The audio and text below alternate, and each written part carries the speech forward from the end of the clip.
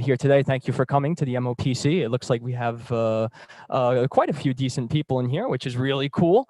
So we also have people online. I don't know if you guys can see me. Let me know if you can, if you have any issues online, and we'll resolve them immediately. So we're going to get right into it. We're going to start to begin as soon as everybody sort of settles in a bit.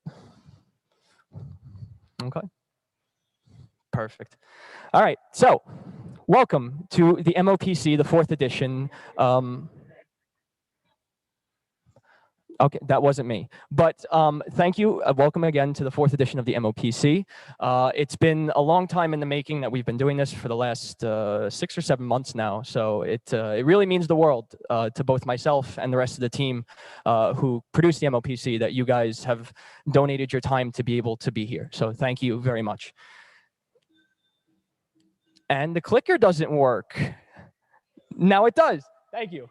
All right, so I'd like to first thank our supporting partners, which include Pure Ocean, Change Now, Think It, the Institut de l'économie circulaire en France, as well as our media partner, News.mc, who is here with us today. We'd like to thank them for all the work that they've done with us over the last few months.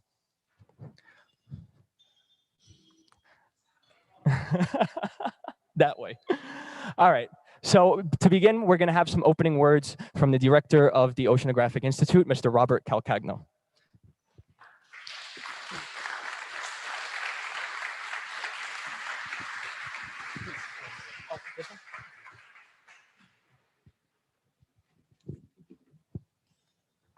Thank you.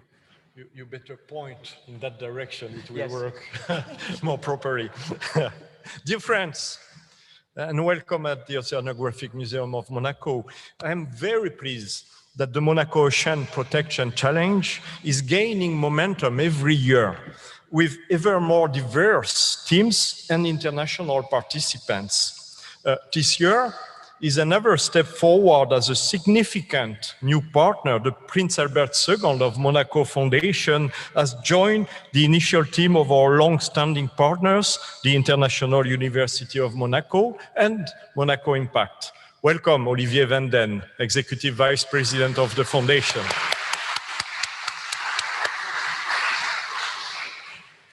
We do believe that the young generation has a major role to play if we want to succeed with the numerous challenges of safeguarding a healthy ocean. They approach these challenges with fresh eyes, enthusiastic creativity, and impressive commitment. Above all, they have naturally gone beyond the panic of the planet's degradation. They are in the action. They carry solutions, they want to act, they want to repair. We, the elders, must not passively rely on them, handing them the hot potato. We must accompany them, provide them with the knowledge and means that they may need, and listen to them. In the last few days here, at the Oceanographic Museum, we have welcomed children from schools in the Roya region affected by the storm Alex. After these children were really enthusiastic, and after repairing their town, their valley, they want now to fix the whole planet, and we need to work with them. Today, it's another category. Students, young professionals. These are the entrepreneurs of today and tomorrow, with proposals that are already well constructed, assertive, and ambitious. They are showing us a new world, a world that is more respectful of the ocean and terribly exciting. I am thrilled to listen to them today, and I hope that they will follow through with their approach and desire. It is vital for the ocean and humankind. The Oceanographic Institute will be always there to support them. Thank you very much.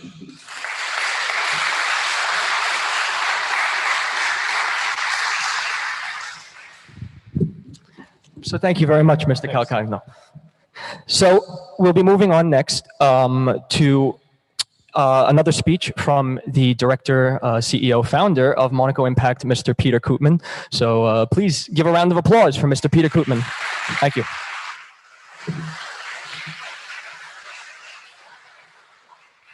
Thank you, Matt. We're very proud of you. Ladies and gentlemen, it's been 4 years since we had our first Monaco Ocean Protection Challenge, right here in this very beautiful room. At that point, 16 students applied, 4 teams here from Monaco. Now, we are 4 years later, and here we are with 100 participants, over 35 teams, and each bringing a unique and innovative concept to the table. The work of these young people have put in their projects not only very impressive, but also gives us a glimpse into the future. The future where these incredible participants use their talents and their passions for the betterment of society and, more importantly, of the oceans. I think I can confidently speak for all of our incredible partners, the Institute, the Albert Deux Foundation, the IOM, when I say that we are very proud of the tireless efforts each of you gave. And we are also very proud that we've been able to grow this competition into today's event.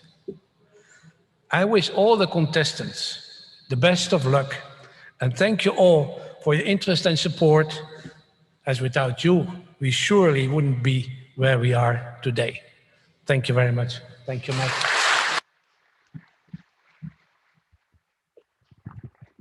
So thank you very much, Mr. Koopman, for a beautiful speech. So we'll also be moving on to Dr. Jean-Philippe Muller from IUM, who will be giving a short speech. He is online today. He is in Paris. Unfortunately, he cannot join us. So Dr. Muller, please, the stage is yours. Thank you, Matthew. I hope everybody can hear me in a good way. Very sorry not to be with you in the museum. I am online from Paris, and certainly you are more happy to be close to the sea today. It's so hot and so terrible in Paris, but it's not the issue today. I'm very happy to be with you for this fourth edition. I want to say hello to our friends and funding partners from the beginning of the story. A big thank you to all the jury members who are part of this edition. It's important for the evaluation of the participant. It's really my pleasure to see this fourth edition, as mentioned by Robert Calcagno and Peter Koopman, like really a new achievement for this Museum Ocean Protection Challenge. We had this idea 4 years ago. It was a small project, but I think now it looks like what we want to achieve, to have the maximum of students engaged in this idea of the protection of the ocean. It's part of the mission statement of the university. It's part of the mission statement, certainly, and the DNA of the principality. I know it's a strong engagement for the young generation, and I'm very optimistic when I can see the growing number of participants. I just want to say thank you and congratulations to all the participants. A big thank you to the finalists, and good luck, everybody. Thank you for those beautiful projects. Have a good challenge. Thank you very much.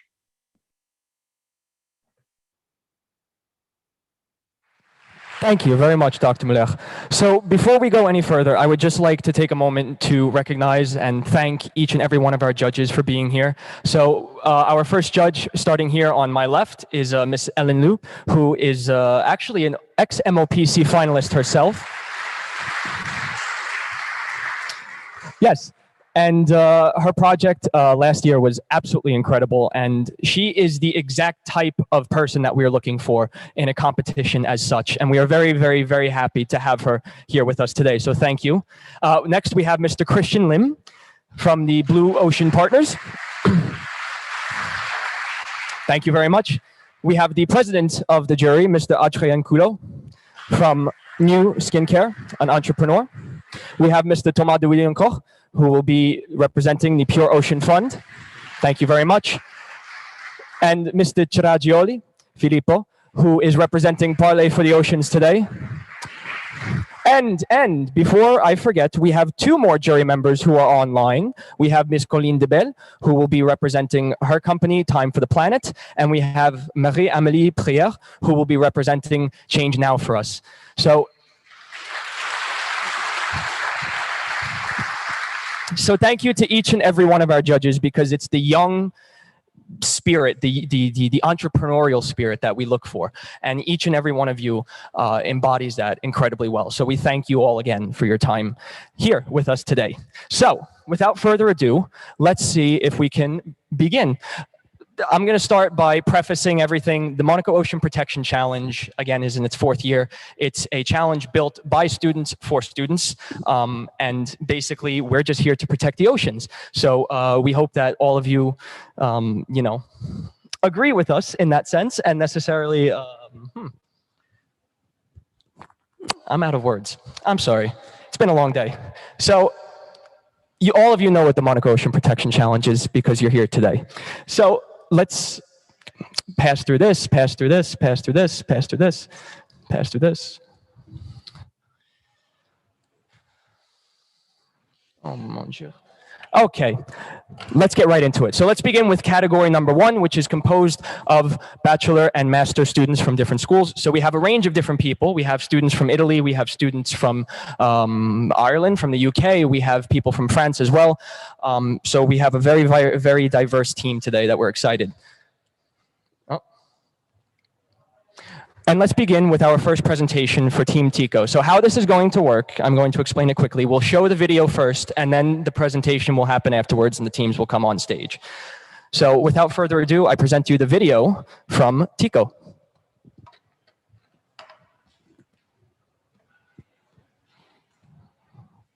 Soon.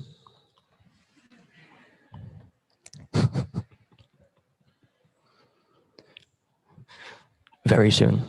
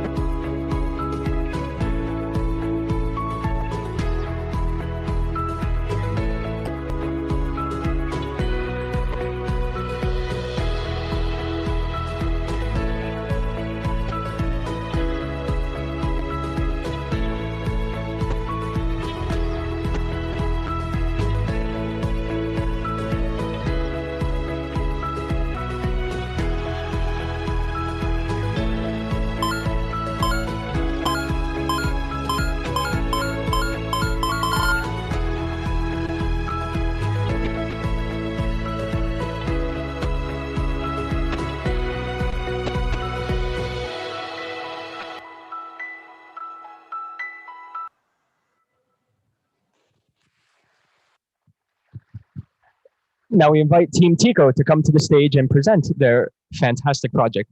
Guys, please.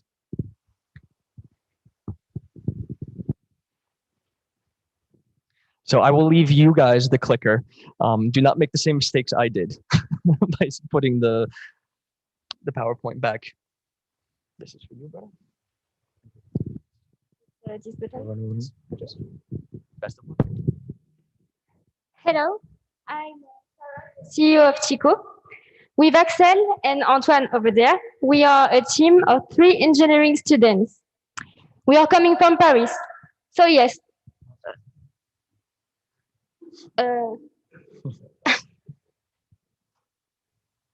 I think it doesn't work. T'as pas une autre flèche dans l'autre sens? Okay, sorry. Do I have to start again? Okay, so we are a team of 3 engineering students. We are coming from Paris. So yes, it's kind of far away from the sea, but still we are fascinated by the ocean and its marine life. That's why we challenged ourselves to preserve them. However, in the land, far from the sea, we noticed that most people don't realize how important oceans are. So they feel less concerned by it.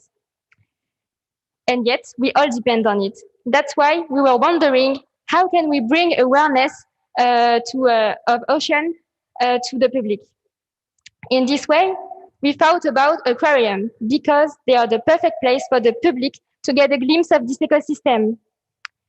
So we went to the Paris Aquarium to put ourselves in the shoes of visitors. And during the visit, we saw a fish that was totally unknown to us. This was the fish. We were like, what is this? Because there was no sign, no information, no informative screen. So we decided to search on the internet for Pinocchio fish, but it wasn't very conclusive, as you can see here. It was by asking a staff member of the aquarium that we finally got the name of this fish. It's a unicorn fish. And he even told us that the species is in decline because of overfishing. He agreed with us that there is a lack of information about the species.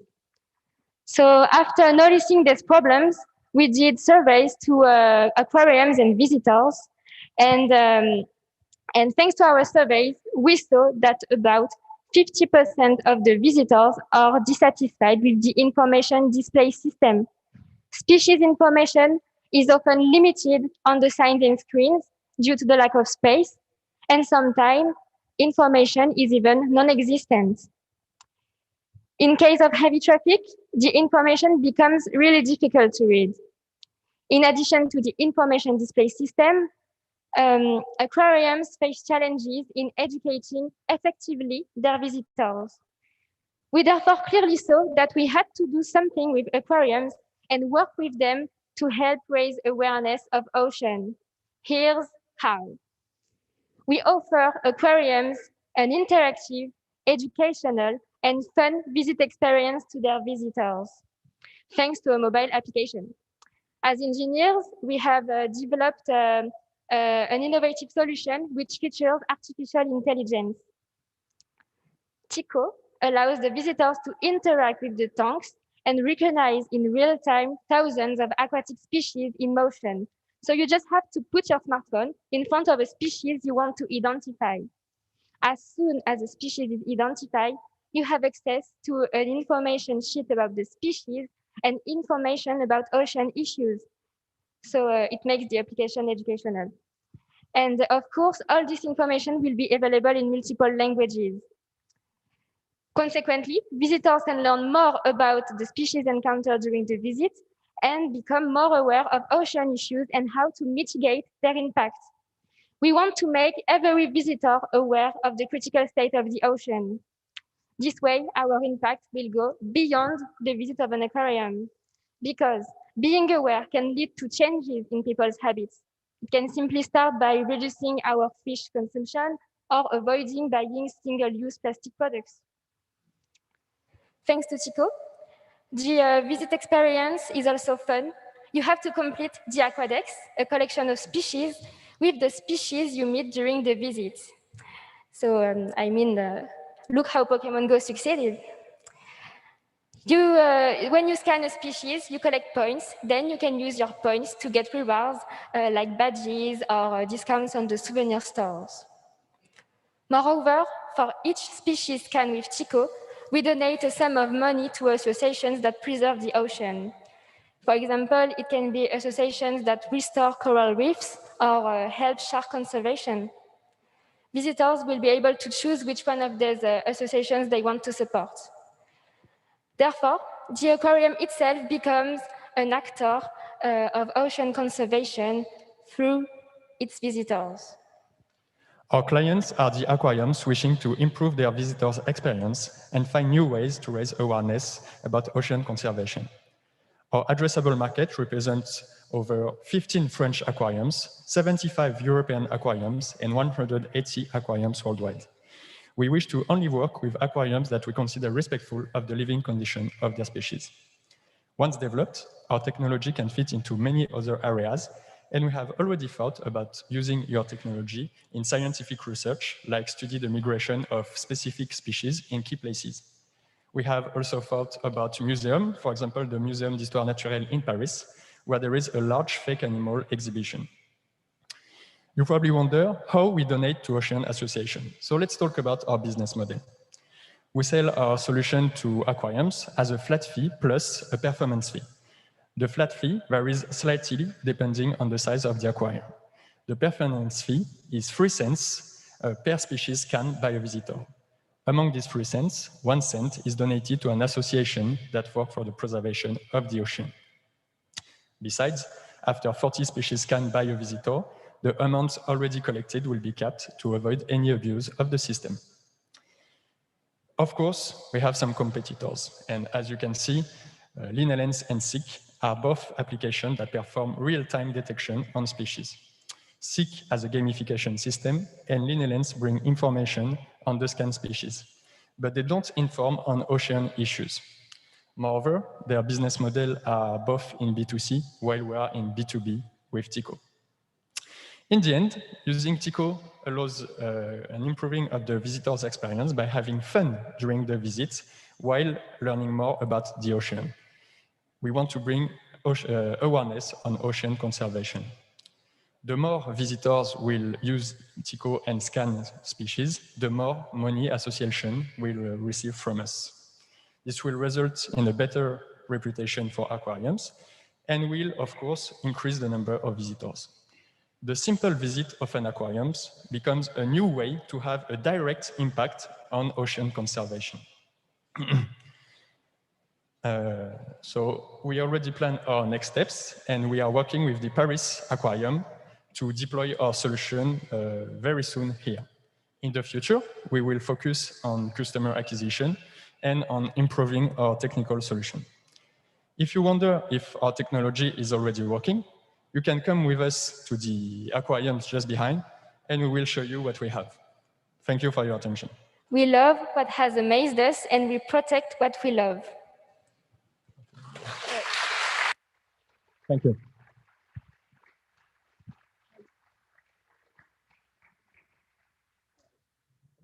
Just a mic. Thank you. So we're going to move on to a 7 to 10 minute Q&A session now for you guys. So the judges, any questions you may have, the floor is yours to ask. Thank you. Yep.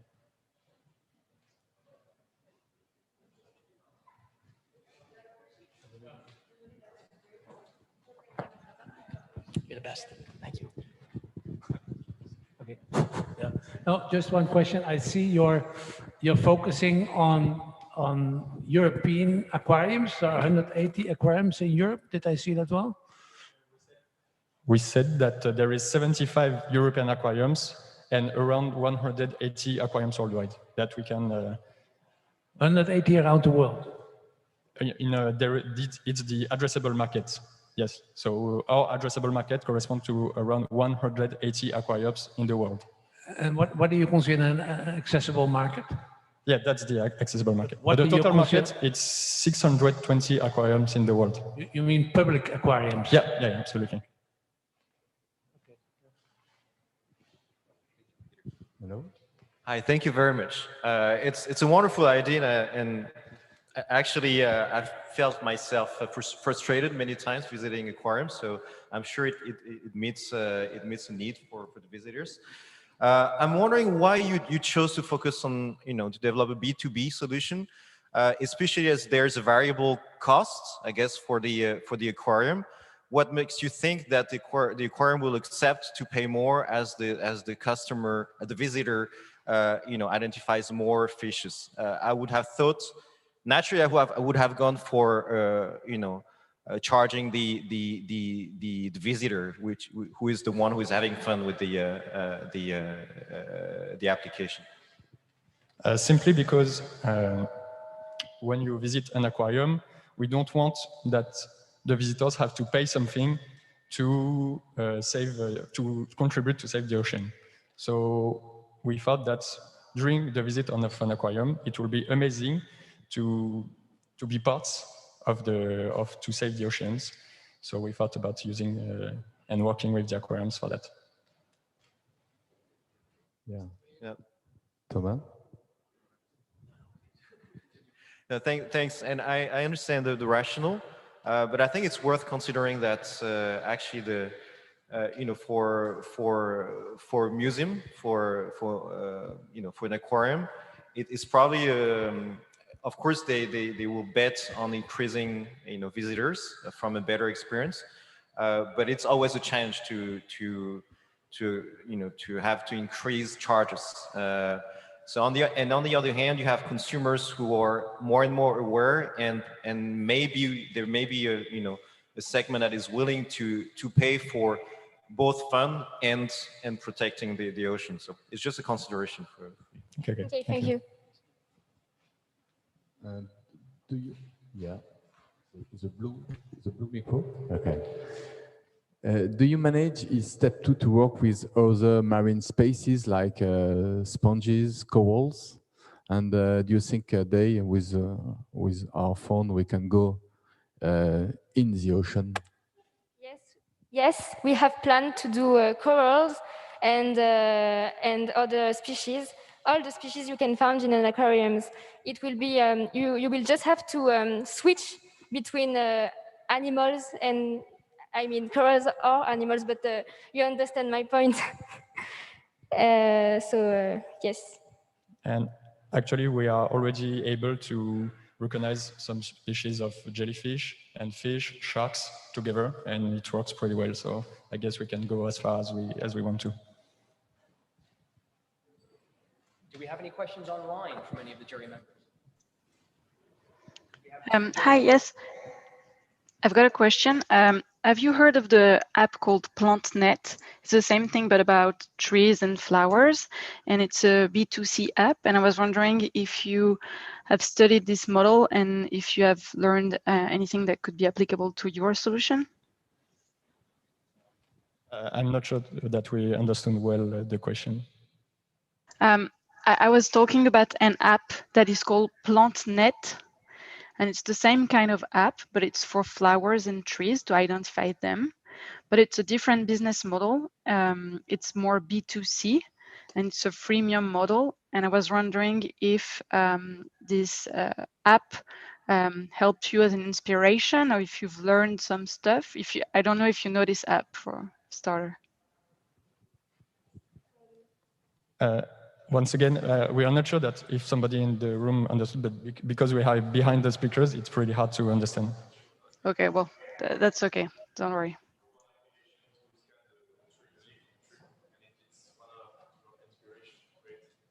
Oh, yes, it's one of our inspiration, but it's not real-time recognition for the plant because you have to take a photo first and then it recognizes it.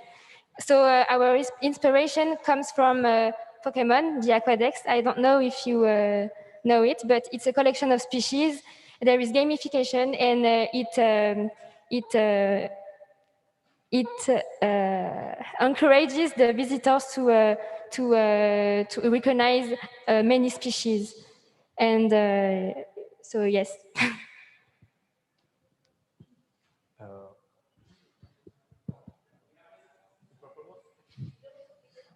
Hello. Hello. Okay, I have one question about the technology. Is it your own technology, or did you use something existing that anybody can use? Yeah, the model is already existing. It's made by Google, I think. So all the models, you can find them on the net. But we are changing the model to make it work with the fish and any other species that we want to recognize. Do we have any more questions from any judges, maybe? Yeah. Yes, Filippo, please. Is it working? Okay. Do you have any ideas about how to generate the chance for every single aquarium to customize the template of how you're going to visualize the information in regards to the fish selected? Yes. Yes. For every aquariums, it will be a different application. So every aquarium will have their application, and they will be able to choose the colors or any specification that they want to. Any more questions? Yes, one more question? Yes, please. Hello. All right. Following with the question from our president, actually, I want to ask, what is your crucial competence to differentiate yourself from other competitors? Because if we're talking about your experience for the fun gaming, about the technology, but these kind of things can be replaced or be chased by other competitors. So what is your essential competence that the people choose you, not others? Thank you. So for the moment, we are the first one making live recognition of species. So the application that already exists, they are mostly, you take a picture and then they will tell you what species it is. So there is several who are starting to exist, like LinLens, who are in live. But as I said during the presentation, this application, they are not made for aquariums, and they don't include awareness, gamification, and that's the mix of everything that make our solution unique. And yeah, that's it. So it looks like, have we got any more? Oh, we have one more question online from Ms. Marie-Amélie. Please. Yeah, hi. So I hope you can hear me well. I'm wondering, I love the idea. I think it has a huge potential for awareness among the general public. I'm just wondering, because we know a lot of aquariums are pushing a strong policy of conservation, but some aren't. So are you going to tackle that issue? Is the app open to anyone, or will you have some sort of control to which aquariums can use it? Or are you going to use maybe this opportunity to help some aquariums push the conservation policy further? Yes, of course, we want to only work with aquariums that we consider respectful of the fish they have, of the species they have. And it can be controlled very simply, because if the aquarium does not have our application, the visitors cannot use the application inside this aquarium, because you will have to be localized around the aquariums that we have to use the application fully. Thank you very much. Mathieu? So have you got a question? I'm sorry, Adrian, please. The last one. One big question. You said that you work with the Paris Aquarium. Okay, so I think they okay to pay the 3 cents every time someone scans a fish. But how many aquariums for the moment told you that they okay to pay for this kind of solution? To be completely honest, none of them told us it's okay to pay this amount for the moment. The agreement that we have for the Paris Aquarium is that they like the solution, and they give us all the resources that they have and a free access to the aquarium for us to develop as fast as we can the application. And for the price, we will talk with them about it later. Okay, so for the moment, you never talk to another aquarium to ask them if they're okay to pay for something like that? Not yet, because we have started this project on February, so not yet. The project but is we pretty plan. We plan to talk to other aquariums, especially the aquariums that are a part of the global coalition of biodiversity. And by the way, the Océano Monaco is the first member of this coalition. Okay, thank you. Any question? Yes?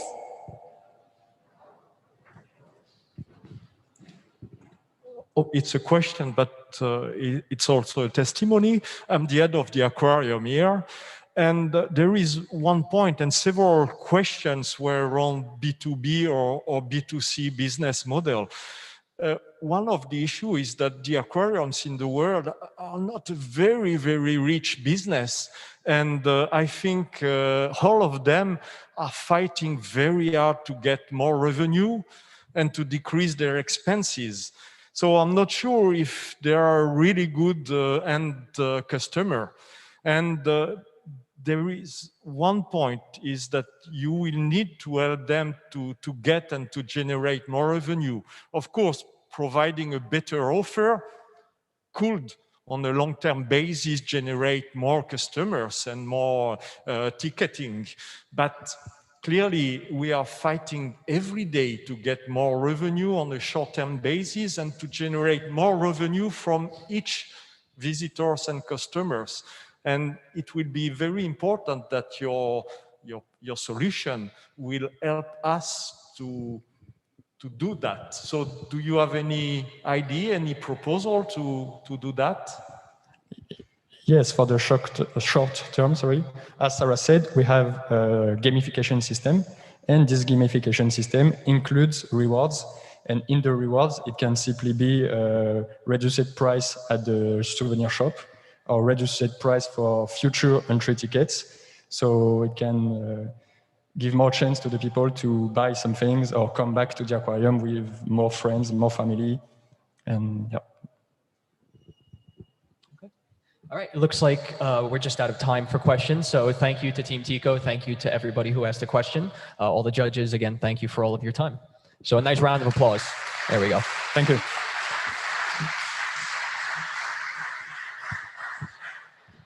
All right. Yes, thank you very much. So I've had the pleasure, actually, of being able to watch Tico give their presentations and watch them as they've built upon their project over the last 4 to 6 months. And the progress that they've made is very, very impressive, to say the least, as well as the fact as they have a working prototype, which is something that you don't see very often from certain business competitions. So moving on, we're going to go on to our next team. Let's get through all this. Excuse me. The other way. All right, here we go. So next team we have is HighPlug from IUM. And we are going to first present their video, and then we will invite the team on stage to come and give their presentation. So without further ado, the video for HighPlug.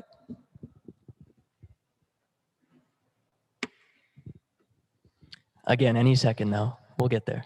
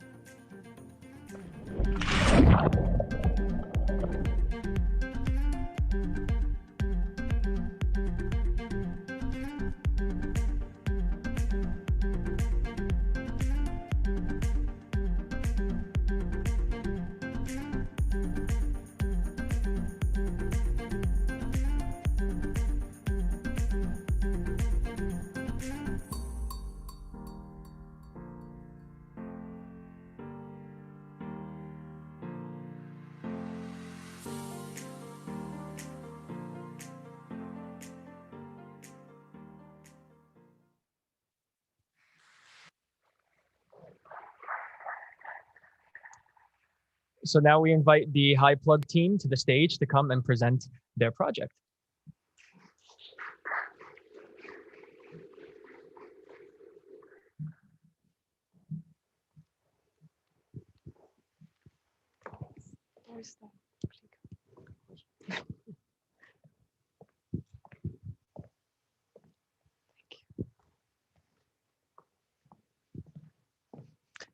Hello.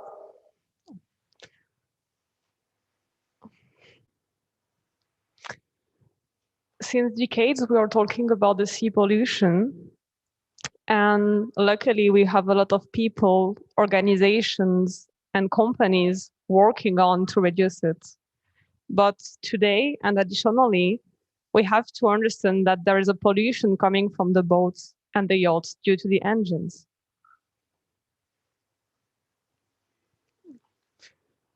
So I'm Camille Lopez, and I'm an IUM student in master degree.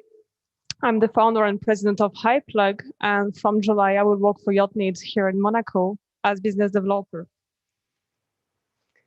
The current problem is the egg and chicken problematic. First of all, we don't have green hydrogen and electricity refuel solutions. Currently, it doesn't exist in any ports. The second point is about the sustainable boats and yachts. There are some on the market coming, but not enough for the moment. And then there isn't any link between the stakeholders. So quite a lot are currently starting to work on, but they don't know each other properly and they don't know what is going on in the different areas. As you can see here, we have on one first side the refuel station suppliers and the energy providers. On the second side, we have the boat and yacht manufacturer and some starting to introduce a sustainable yacht in the current models. And then we have the clients starting to request as a receipt through shipyards or, for example, for the broker, as well as any charter or broker to have sustainable yachts as well. These three different key points are existing currently, but there is a concrete lack of connection between them. And this is the reason why, for the moment, nothing is moving. What is HyPlug properly? HyPlug is a service provider to create green refuel station at the ports. There are three main steps. The first one is a tailor-made project. Why?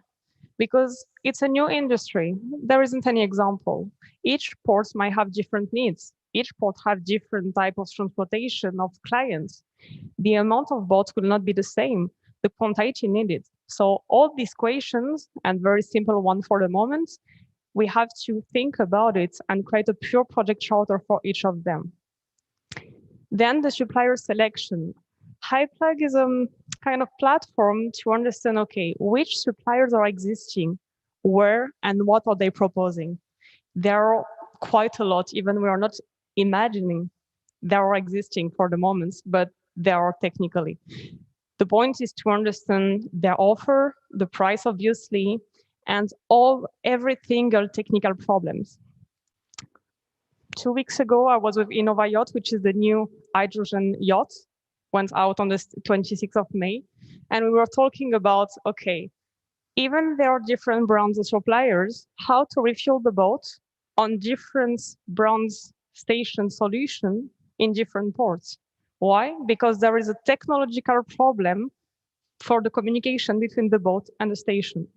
That's just an example to show you the tiny part of the iceberg we have to manage to understand each suppliers.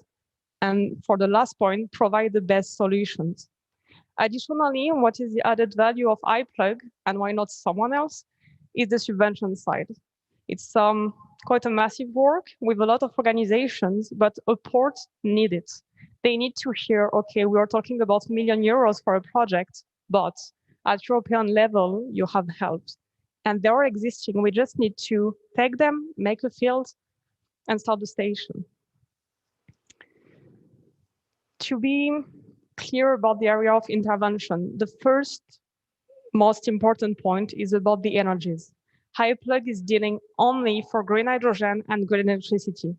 Currently, it doesn't make any sense to go for gray or blue energies.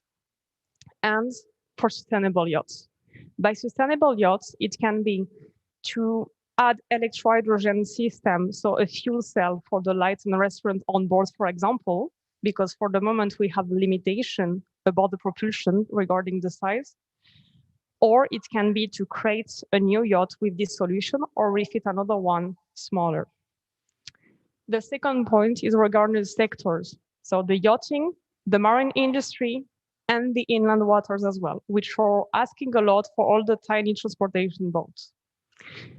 The three offers are, first one, and is the biggest part of HyPlug on the business plan, is the refueling side.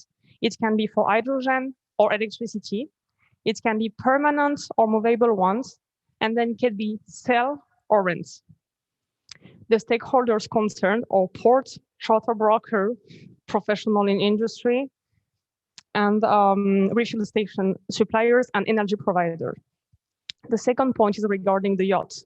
This side is to, in this egg and chicken problematic, help as much as possible. The mindset behind is very simple. If HyPlug is working only to improve the amount of refuel station solution in ports, it doesn't work. Why? Because on the other side, we need yachts. So by networking a lot in this industry, it's absolutely logic to help as much as possible to connect people for business. Because if we're selling more yachts, we need more refuel station, and the inverse as well. So both have to work together. They cannot work separately. And the third point for propulsion, so link more about refit or a brand new yacht, again, to start this sustainable new era and stop to use thermic engines. Regarding the financial side, I just wanted to focus on three main simple points. The first one is for the revenues. So as I was saying, it's a new market, which is not technically existing. There isn't a permanent refuel station for the moment, as well as movable stations. The only way to refuel is with a truck, with a big process. It's taking 1 hour almost. It's feasible, but complicated. So technically, there isn't a market. For the yachts, they're starting as well.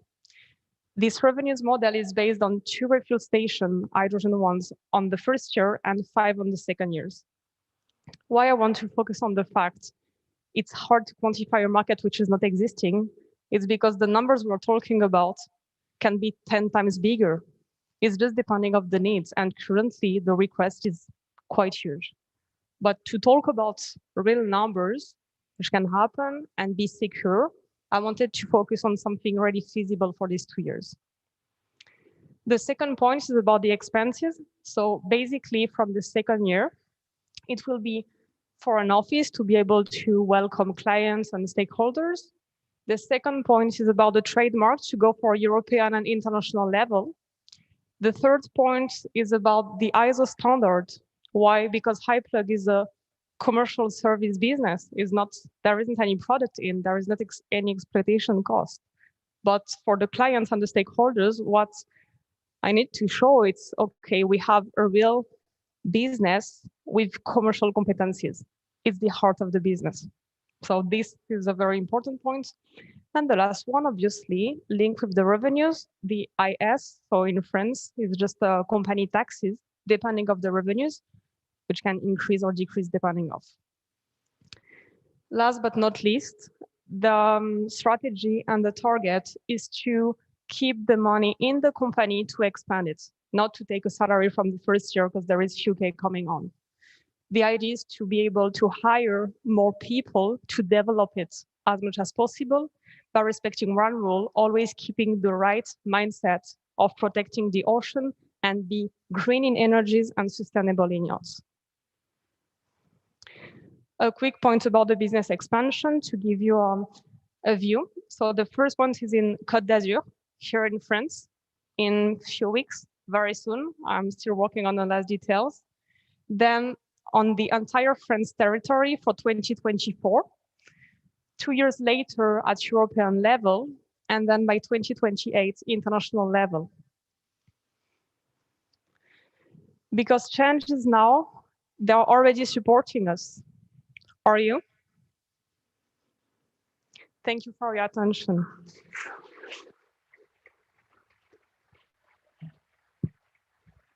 Okay, so again, we'll be moving on to a 7 to 10 minute Q&A. And this time, I hate to be rude, but I will be timing you this time because we did go over time last time, so I'll put on a timer. But have we any first questions in the audience? Oh, Filippo, please. I would like to know if you have any strategies to boost the demand of your service. Currently, I start by networking and I'm under too much requests. I'm contracting currently with suppliers and the portal asking me. So right now, I don't need that much because the requests are almost 10 times bigger than what I was expecting 2 months ago. So for the moment, I'm focusing on doing the good job with the existing ones.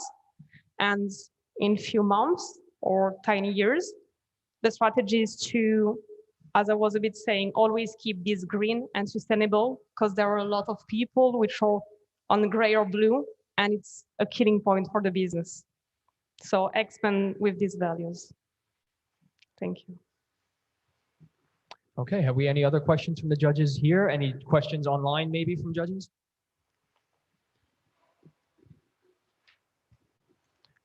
Wow, Camille, you left him speechless. Congrats. Thank you. Have we got a question from Marie-Amélie, actually, before we stop? Hey, wait, hold your applause yet, ladies and gentlemen. We might have a question.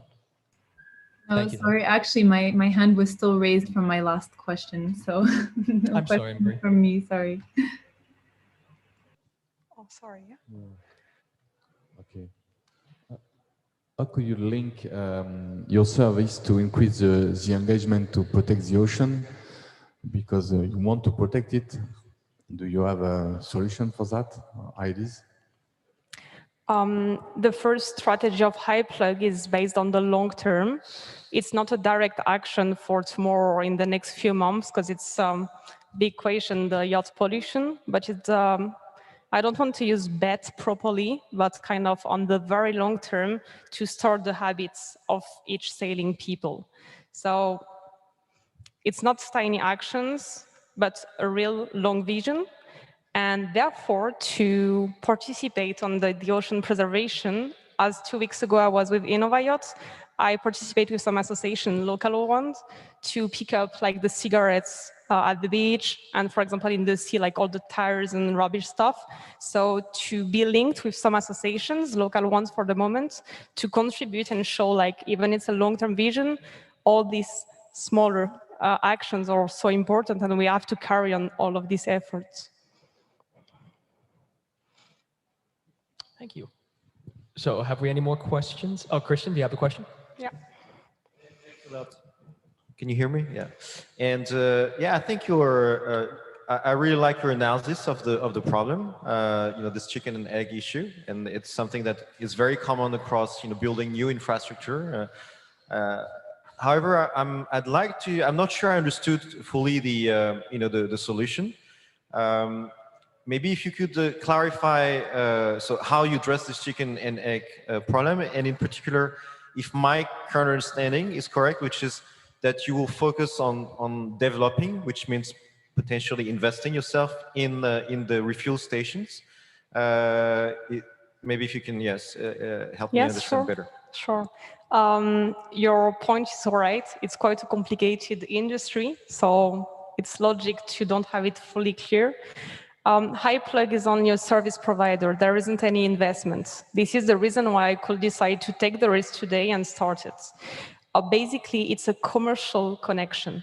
So bring affairs, have a distribution contract, is only the commercial part, because the suppliers, to tell you a bit more, are telling me currently, we know how to create a station, we're engineers, but we don't know how to sell it and we don't know where.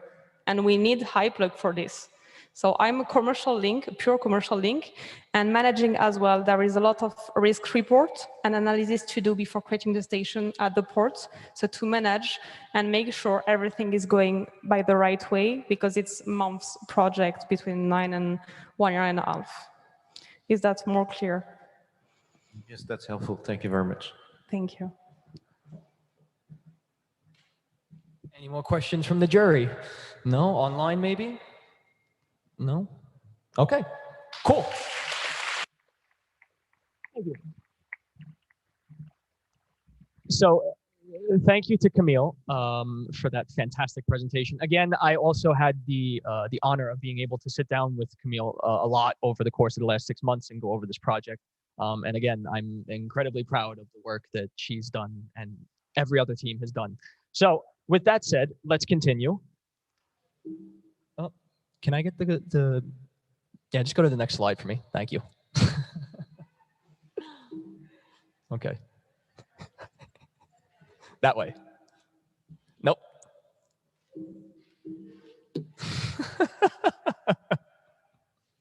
It's been a long day, ladies and gentlemen. I'm sorry. Please? Please? No?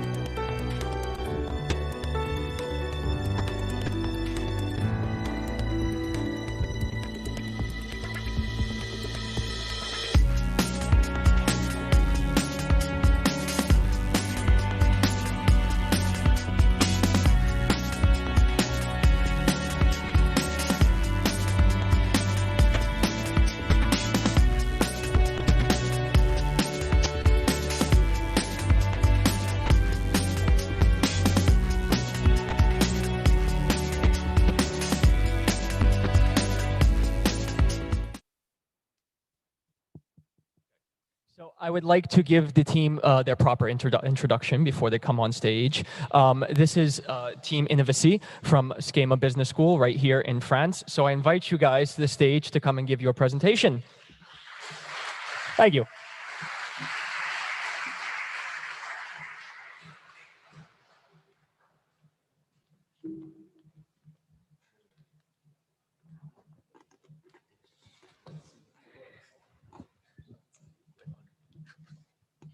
So, hello everyone, and thank you for being all reunited for this event. We are pleased to present you our project called Innovacy, which is run by Nanyu Zhu, who can be there with us today, Marie Cohen, who is online, Georges Alexandre, and myself. We are a team of Schema students majoring in international marketing and business development that are sharing the same environmental concerns regarding today's society. But it's not the good slide.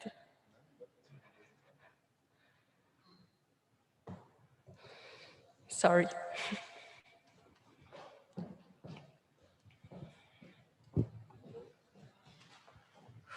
so they put on the business plan, not the presentation.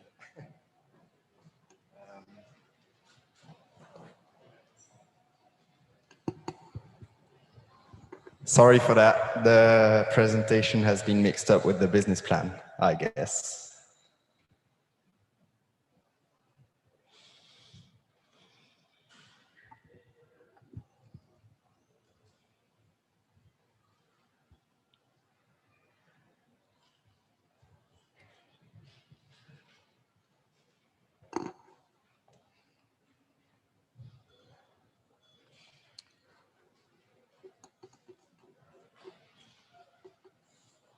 Pourtant, on l'a envoyé juste avant.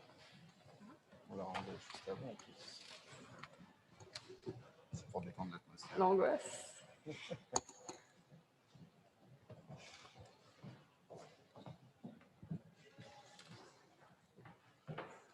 I'm sorry. No, it's not your fault. So a big apology to you guys and to you guys as well.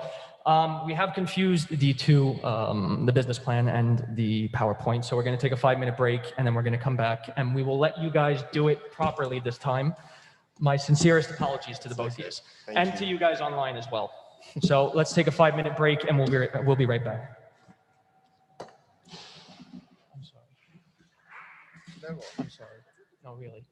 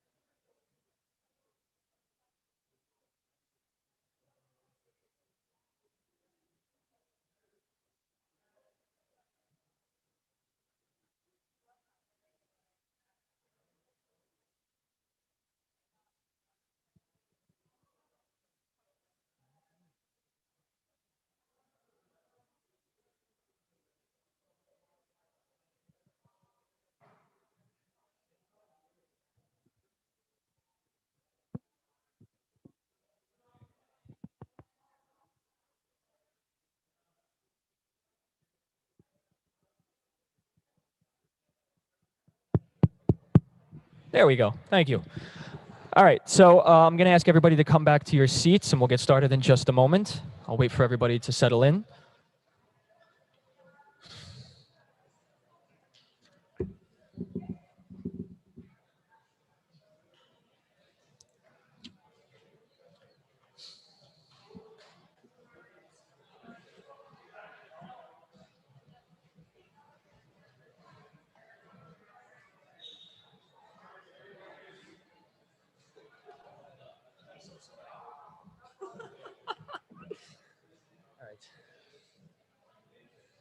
All right. We're just waiting for the last couple of stragglers to come and take a seat before we begin now.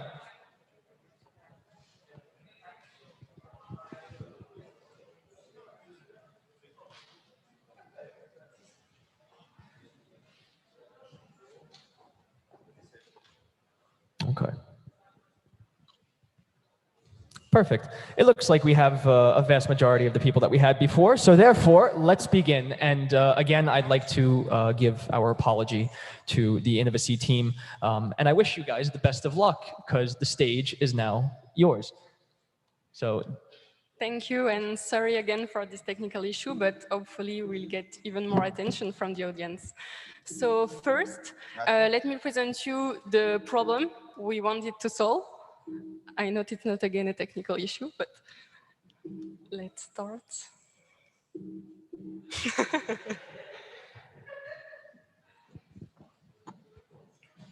Yes. Maybe. Third one.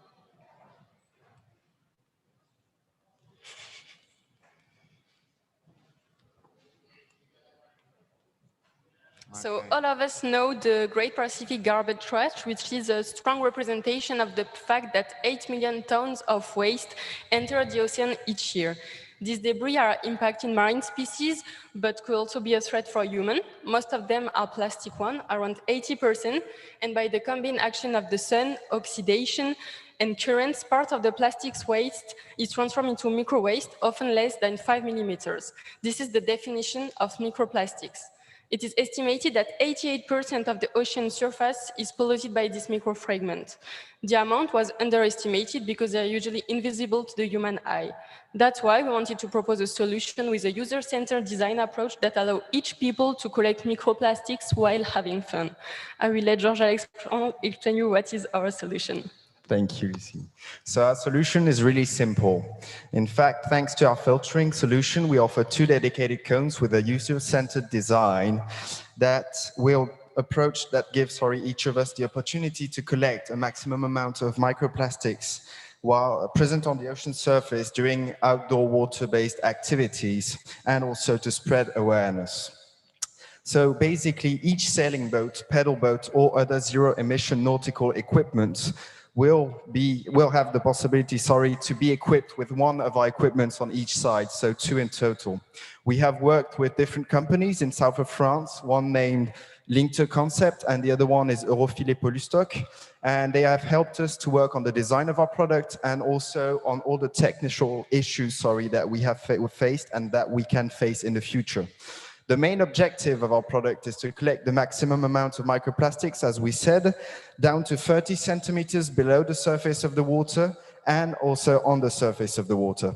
These microplastics correspond to 14.4 million tons of garbage in our oceans today, and we need to act really quickly as they are slowly sinking to the ocean floor and will become, unreachable with time. So our device will be attached with a fender attachment system that will be removable at any time, and it will be easy to click it back on straight away. The microplastics collected by every person will be thrown away in a bin disposed into every port or every sailing school area, and also every beach zone. We need this to be easy and quick so that people keep the want of helping us and do it every time they go out on the water. So our technology is composed with 3 main elements, as you can see. So first you have the main cone made out of nylon mesh with gaps that go up to 5 millimeters maximum, as microplastics are under 5 millimeters. And then we have the entry hoop that will maintain the cone open while navigating, so the water can still go through it. And these cones will be made with recycled plastics collected previously on the water, of course. Then you have the attachment system adaptable to any kind of boat that also will be made out of recycled plastics. And just to finish, one side of the cone, as you can see, will be melted to close it and to be able to collect a maximum amount of microplastics efficiently. I will now let Marie speak about the marketing mix. Thank you. Thank you, George. Let's now dive into our marketing mix. So the very simple device that we invented is made of 2 filtering nylon mesh cones weighing approximately 1.5 kilos. It is designed so to be foldable and easy and fast to set up and dismantle. Our price, based on our cost analysis and survey, should be around 17.99 euros or under 20 euros, which 50 cents will be donated to an association acting for the ocean's preservations, like the Fondation Albert II. The product will be available on our future e-commerce website, but also mass online retailer platforms such as Amazon or Cdiscount, or sporting goods retailers such as Decathlon or Intersport, as well as surf shops. The promotion will be done through the École de Voile, which spreads awareness to the youth about environmental issues, but also social media advertising, video marketing, magazine ads, and eventually TV ads. Our targeted customers, according to our survey analysis, is the active French millennial from 23 to 35 years old. This target segment spends time on the water on a regular basis and is looking to implement new eco-friendly habits to keep the waters clean. They are frustrated by the noticeable water pollution acceleration and by the beaches getting more and more crowded every year. Our B2B2C target will be the large sporting goods retailers or surf shops, which are popular stores among the target end customers. So in terms of resources, we need recycled plastic up, nylon net, fender attachment, but also a skilled workforce. Regarding Innovacy's first year, we'll expect to sell around 10,000 units through the different channels we highlighted before, and we are expected to get around 200,000 euros as net sales for the current assets. That, by taking into account the raw materials, but also the retained earnings, taxes, and all the other expenses such as R&D, marketing and sales, but also the reward of 50 cents for each product sold to a dedicated association, we are expecting to reach 15,000 euros for our net income. That's why we wanted to use some KPIs to measure the impact of Innovacy and the repercussion in terms of social engagement and change in people's behavior. With our product, people could easily see the results due to the cone fulfillment and feel happy regarding their contribution to the ocean protection. And for our company, we could have a look on, on our sales growth rate. To run our business, we have set some objectives for the next months that Marie will present. Thank you, Lucie. So for this summer, the plan is to build an attractive website, launch a crowdfunding campaign, create a first prototype, and conduct testing. This fall, we plan on starting the production phase, start promoting heavily on all different channels, as well as launch some pre-orders. In December, the plan we plan on selling through Amazon, Cdiscount, while getting our first orders in by the sporting goods retailers, so that in January, people can find Innovacy available in stores and start using the product next summer at home or on vacation. Thank you so much for listening. We hope that you have seen some potential in our project, and if there is any questions or feedback, we would be very happy to hear them.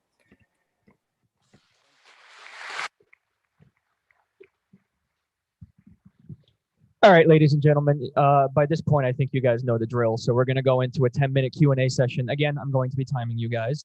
So we're going to start by asking any of the judges in the room. Do you guys have any questions as of now? Adria? It worked? Okay, yeah. Nice. Hi. Okay, good project, but I have one or two questions about you. Did you build an MVP? Because you just show some drawing of the project, but did you build an MVP? Have you tested it in the water for now? So the MVP has been designed. It hasn't been totally finished for the moment, so we haven't tested it right away, but what has been tested is the capacity of the nylon mesh to collect microplastics, and it is 100% efficient. So we have no doubt on the fact that the product will work. Okay, thank you.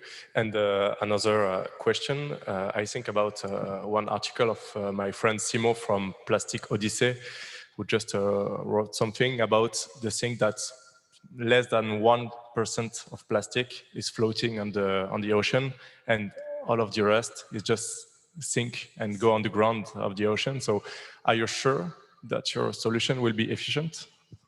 I think it will, and we definitely think it will, because even if it's only 1%, if everybody starts using it from the sailing school, and also people just on the beach, like children, it will be a very practical product, as you don't need to attach it. Also, you can just use it by hand. And I guess it's only a question of education, and if people start educating their children with this product and use it while they go out with friends, every age can use it, in fact. So I guess it will have an impact. The deal or the mission will be just to use people to buy it, and then to attract them and ask them to use it the maximum they can. So as you have probably understood, we are really passionate about the sea and all the water sport activity. And that's why for us, our product is also to sensitize people about the fact that oceans are polluted. And it's not just a game to play on the sand with all the plastic objects. It's also a fact to collect them, and it could also be a game for your children and for all other people and French millennials. Okay, thank you.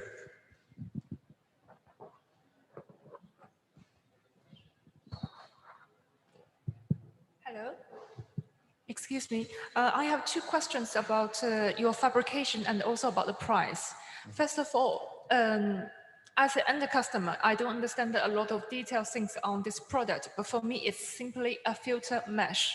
So how are you going to identify yourself on this kind of fabrication barriers? So for example, if you have stronger industrial factories, the textile factory, they can do that as well, and they can sell cheaper than yours. And within your price, around 20 euros to buying two mesh, sorry. Don't you think it's a little bit expensive for people to encourage them using it? Well, the price doesn't only include the two mesh. It includes the cone fabrication, the raw materials, of course. So you have the nylon mesh, then you have the recycled plastic. Recycling plastic today has a cost. It still is more expensive than plastic made out of non-recycled materials. And also then you have the assembling of the whole product, with the different components. And also there are two products per packet, which explains that we have a price at 17.99 euros. Yes. Because each product is worth more than 8 euros to build, So the margin is really low, actually.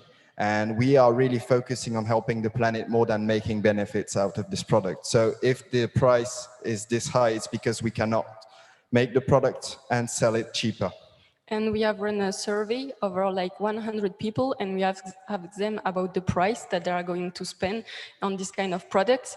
And it's kind of like the previous success of the Decathlon mask and Stuba, and it's kind of the same price that they are going to spend for this kind of product, because more and more people are going to be sensitized about the ocean pollution, and also regarding the textile.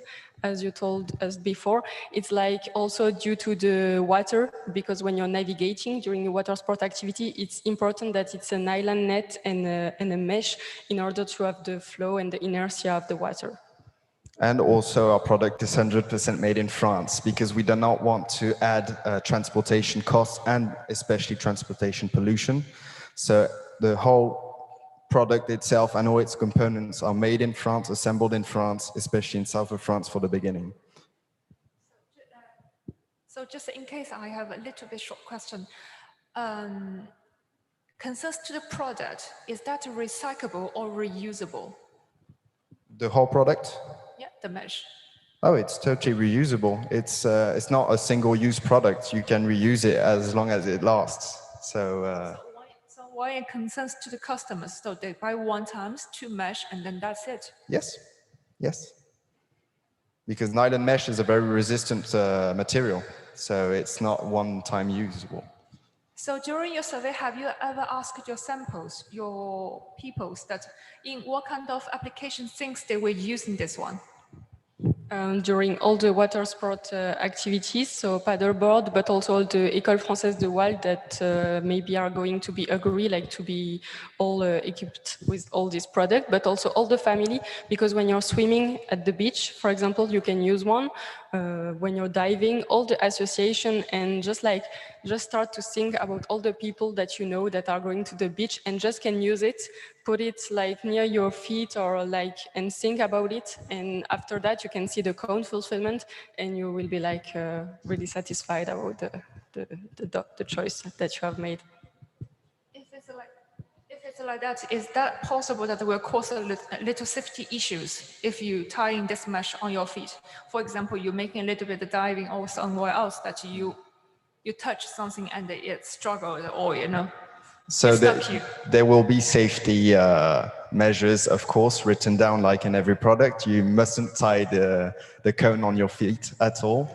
There will be this fender attachment system, which is designed on a similar system than the fenders on the actual boats, in order to clip it and unclip it really quickly. We will not give with the cone I don't know, you'd say a fishing line or something with what you can make a knot around it, because it's definitely not the use we want to be made out of it. So there will be safety measures written down. If people don't respect them, then I guess it's like every product. It's just not how it's meant to be used. Thank you.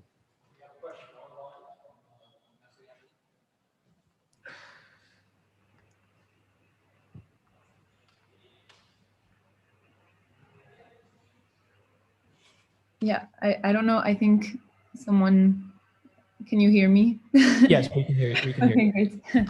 I have a lot of questions, but I'm going to stick to one for now for the sake of time.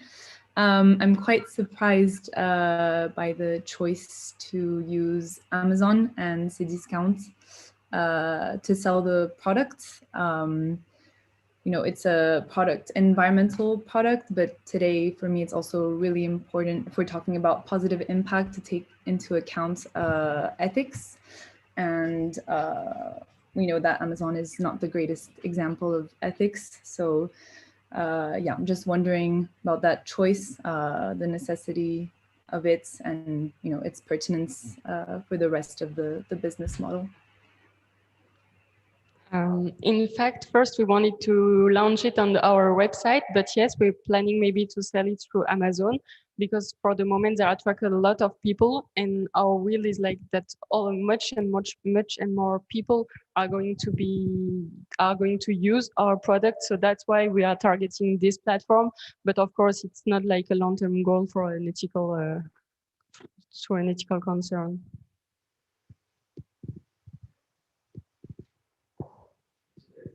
I don't know if you have All right, looks like that's it for questions then. All right, so thank you very much. All right, because we are very short on time, I'm very sorry to cut all these off. All right, moving on. We are going to be moving on to our second category today, which is alumni and young professionals, young entrepreneurs. So have you guys...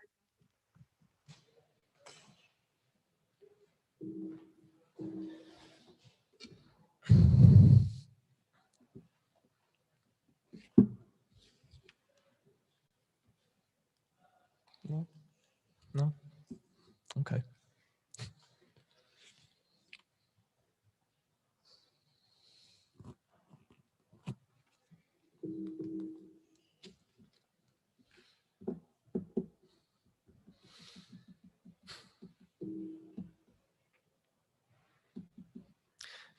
I'm sorry, ladies and gentlemen. Here we are. All right, so our next team, well, our first team in this category is Itinsect. They do not have a video, so they will just be coming up today to present themselves. And that's my question and answer alarm going off from before. So I would like to invite the team on stage to give your presentation, gentlemen. Yes, thank you. Now it's time for the round of applause.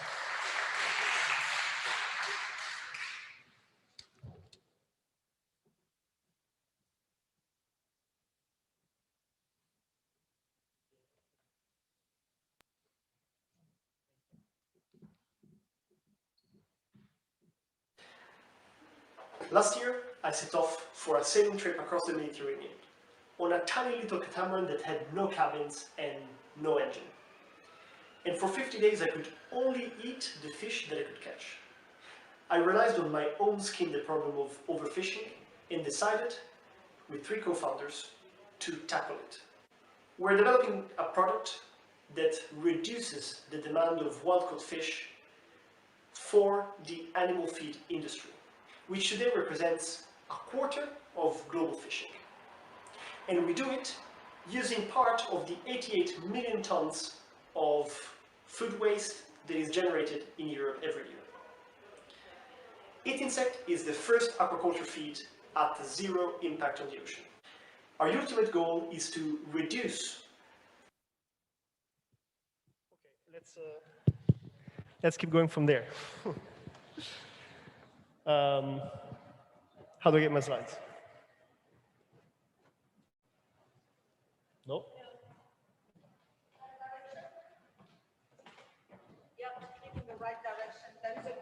Okay. Hello, good evening, everyone. I'm Alessandro, and this is Andrea. We're co-founders of Insect.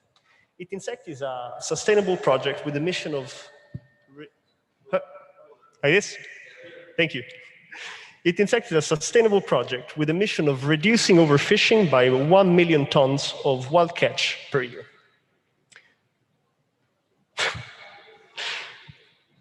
Let's try again. Okay, so let's jump into the office of our clients, the aquaculture farmers. This is where 50% of the fish that we eat is coming from. And most of us wrongly think that aquaculture might be a sustainable alternative to fishing, whilst it is not entirely true. And here is why. For each kilo of aquaculture fish, of farmed fish that we eat, there are 4 kilos of wild fish that are caught to become aquaculture feed. And this is not very sustainable. It's not sustainable at all, and in fact, it's causing overfishing, and it's threatening our oceans to be empty by 2050. The solution to this is to create an aquaculture feed that is commercially viable and that does not contain any trace of fish meal and fish oil deriving from wild-caught fish. Insect is doing it using insects, agricultural byproducts, and byproducts from other industries that are processed through microbial and mechanical processes to give life to an aquaculture feed that has a higher nutritional efficiency than what is the industry standard today. The environmental impact of insect is very interesting because for 1,000 tons of insect feed, we actually upcycle 1,000 tons of waste and reduce the demand of fish by 30 million units of fish. This, in the process of producing this feed, we almost halve the CO2 emissions compared to a traditional feed. On top of it, by eliminating the use of fish from the sea, we also stop the chain of microplastics which might end up on our table from the sea. Until now, we've talked about the environment, but let's go and talk about our clients, the aquaculture farmers. What's in it for them? With the improved nutritional efficiency of insect, we make it possible to grow a stronger fish, and therefore a fish that grows bigger, yielding a higher profit margin. The same fish will stand out on supermarket shelves with the Zero Ocean Impact badge, which also makes it possible to have it traceable by the consumer through blockchain technology. Our value proposition was validated by over 20 fish farmers in Italy, with a total output of fish of over 1/3 of the total Italian production. And 4 of them already opened their doors for us to carry out preliminary testing in view of a definite integration of eat insect within the fish diet. Next week, Andrea and I will go to Sicily, where our first pilot program will actually start with our partner, Acquazzurra. And these fish farmers represent a market which is huge, the market of aquaculture feed, which is worth over 9 billion in Europe and which is servicing a fish farming market which is growing over 5% annually. Compared to our competitors, which are more constrained by larger volumes, we are focusing on higher nutritional efficiency that gives the fish a better digestion, a constant growth, and a stronger immune system. And now, this is where we've gotten so far. Here you can see our researcher, Sofia, who's extruding the first experimental batch of eat insect feed, which was tested in university facilities on 300 trout for 2 months and in partnership with 4 universities for different kinds of testing that were carried out. And the results are extremely promising. Compared to the control, the bigger substitution of eat insect feed compared or instead of the fish meal has taken up to 9% more growth of the fish. And going forward, well, you know where we're going next week. And for the next 6 months, we are actually going to carry out more pilot programs and at the end of the year, open the first fundraising to finance our first larger research project. And by the second half of the year, by the second half of next year, we will have reached market to deliver 100 tons of feed. This is possible thanks to a team of 6 people who actually have all previous experience in aquaculture, and especially possible thanks to our research and development team. Andrea here is a marine biologist. Then we have a biotechnologist, a biologist focused on alternative proteins, and an environmental scientist. As I said, we are going to run, in order to respect our timeline, we're going to run a campaign for a pre-seed campaign to finance the research and development, and then a second campaign at the end of next year to finance the production line. We welcome your contribution to make aquaculture sustainable. Thank you, the Eat Insect team.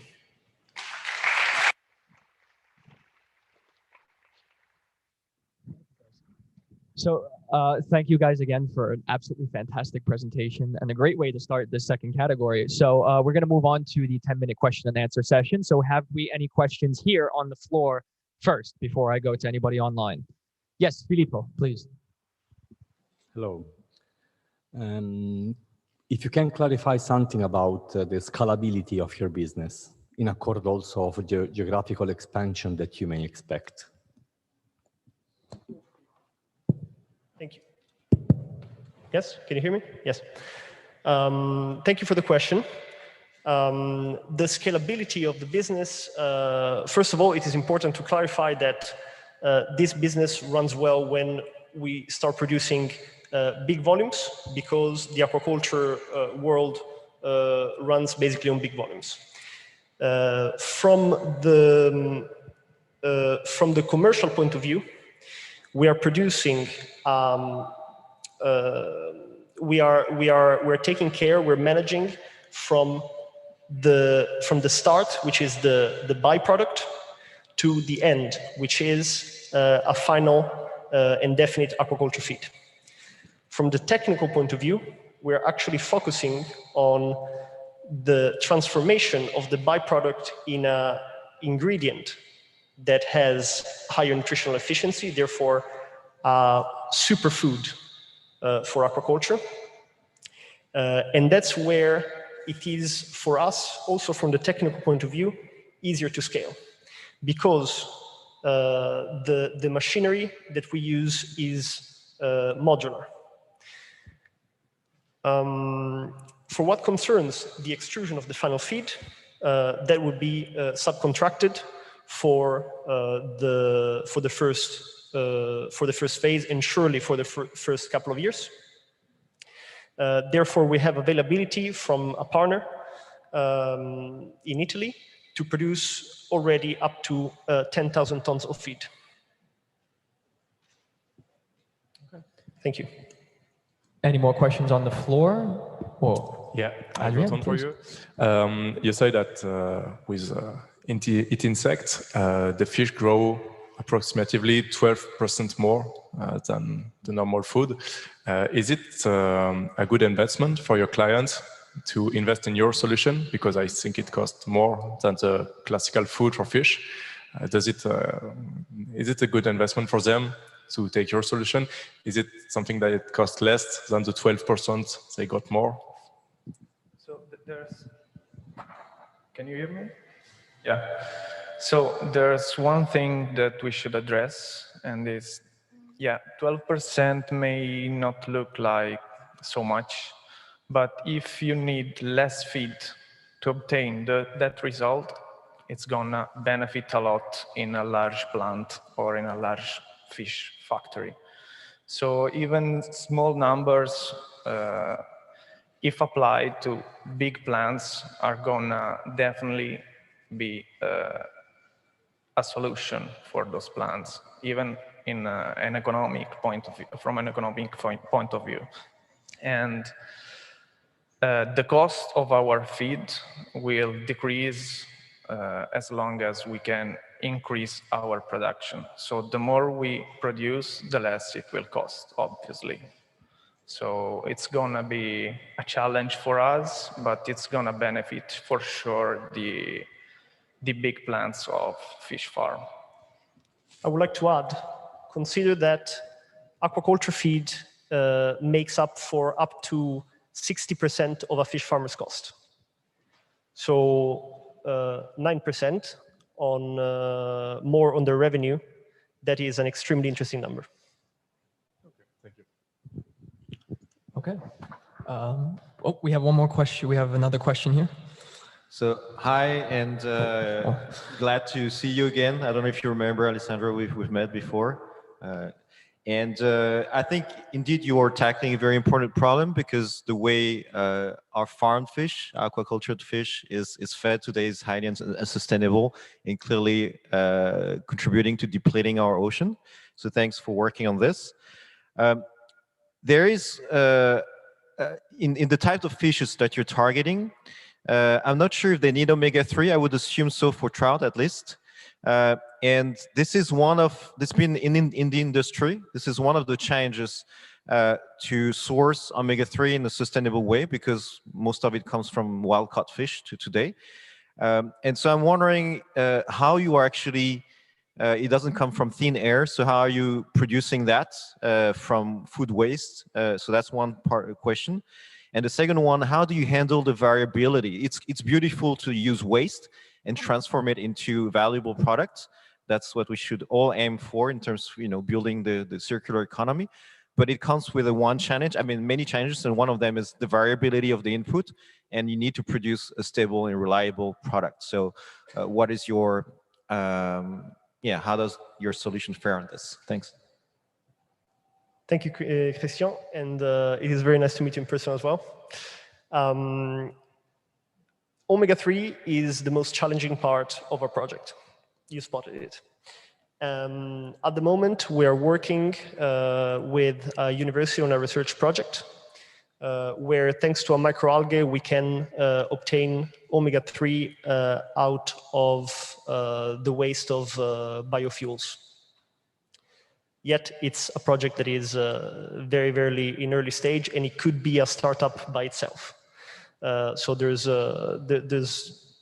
more research to do on this topic before actually we should talk about it. For the second part of the question, yes, it is important to have a stable product,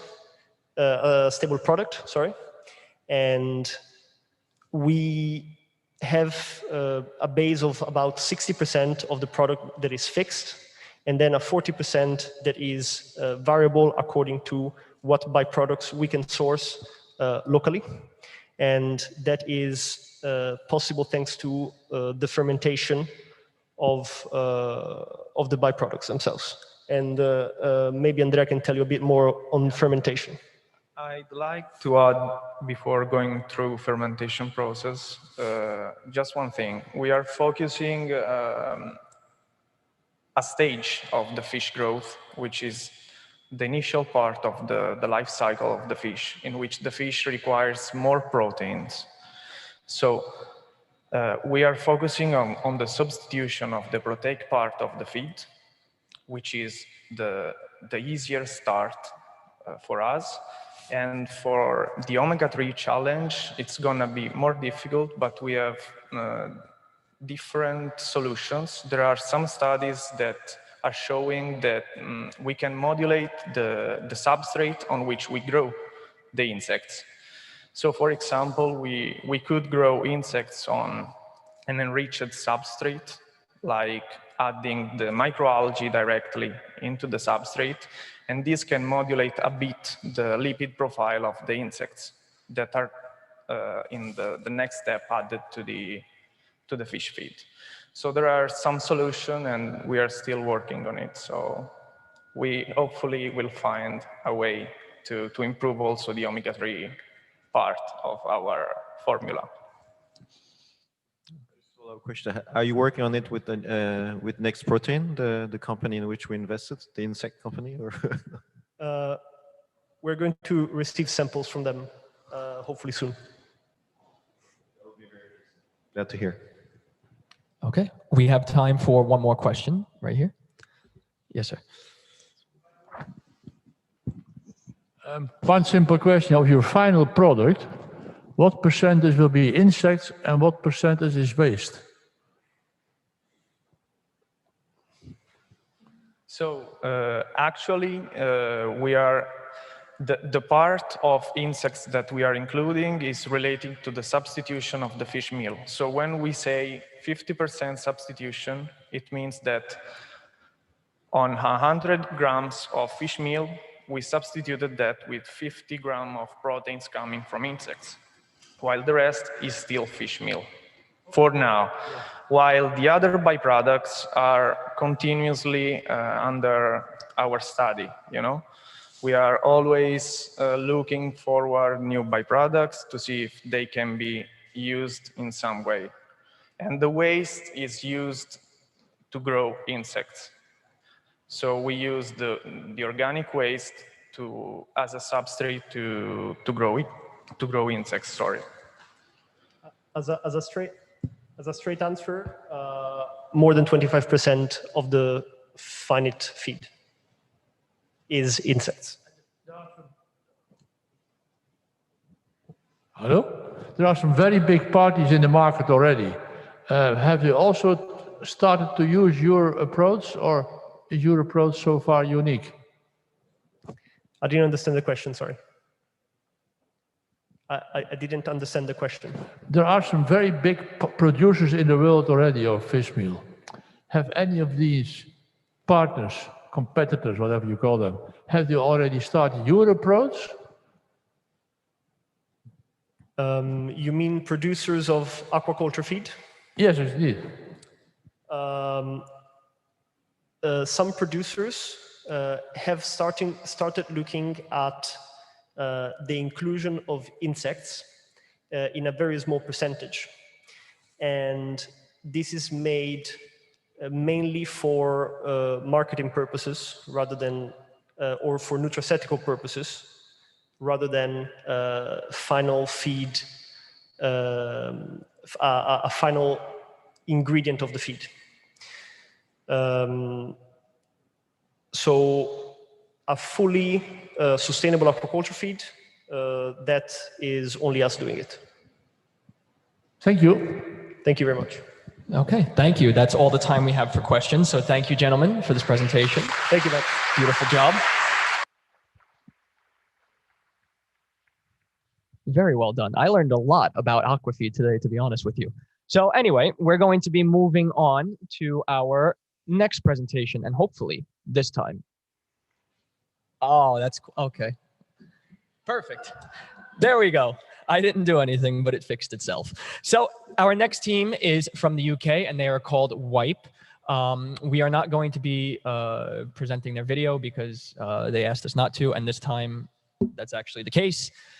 So without further ado, I present to you Team Wipe.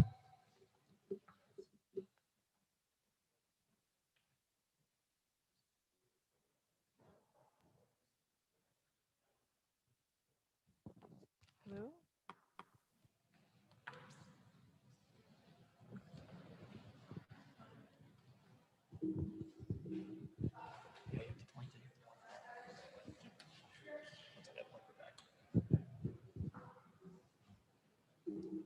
Okay.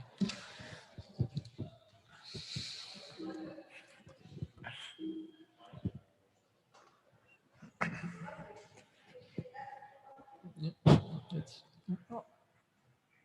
All right. Wait. Okay, is it, yeah. Hello. Thank you for having us. We're really excited to be here. I'm Georgia. And I'm Ellie. And we are Wipe, the eco-friendly wet wipe alternative. Over 100 billion single-use wet wipes are used globally each year, and the wet wipe market is expected to grow by 8% each year in the near future. Billions of these wet wipes are getting flushed every year. And when wet wipes are flushed, they enter our sewers, our waterways, and eventually our oceans. When wet wipes enter our sewers, they can congeal with household fats and other unflushables, where they create giant blockages. This image is by Sydney Waters that likened the 500 tons of wet wipes that they remove from their sewers each year to 4 blue whales. What's worse than when wet wipes gather in our sewers is when they make it past our sewers and reach our coastlines and our oceans. Recently, the Marine Ocean Society conducted a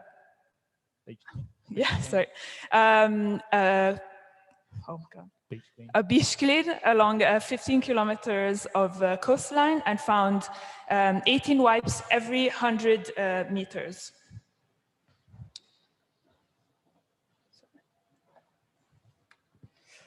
So what are wet wipes actually made of?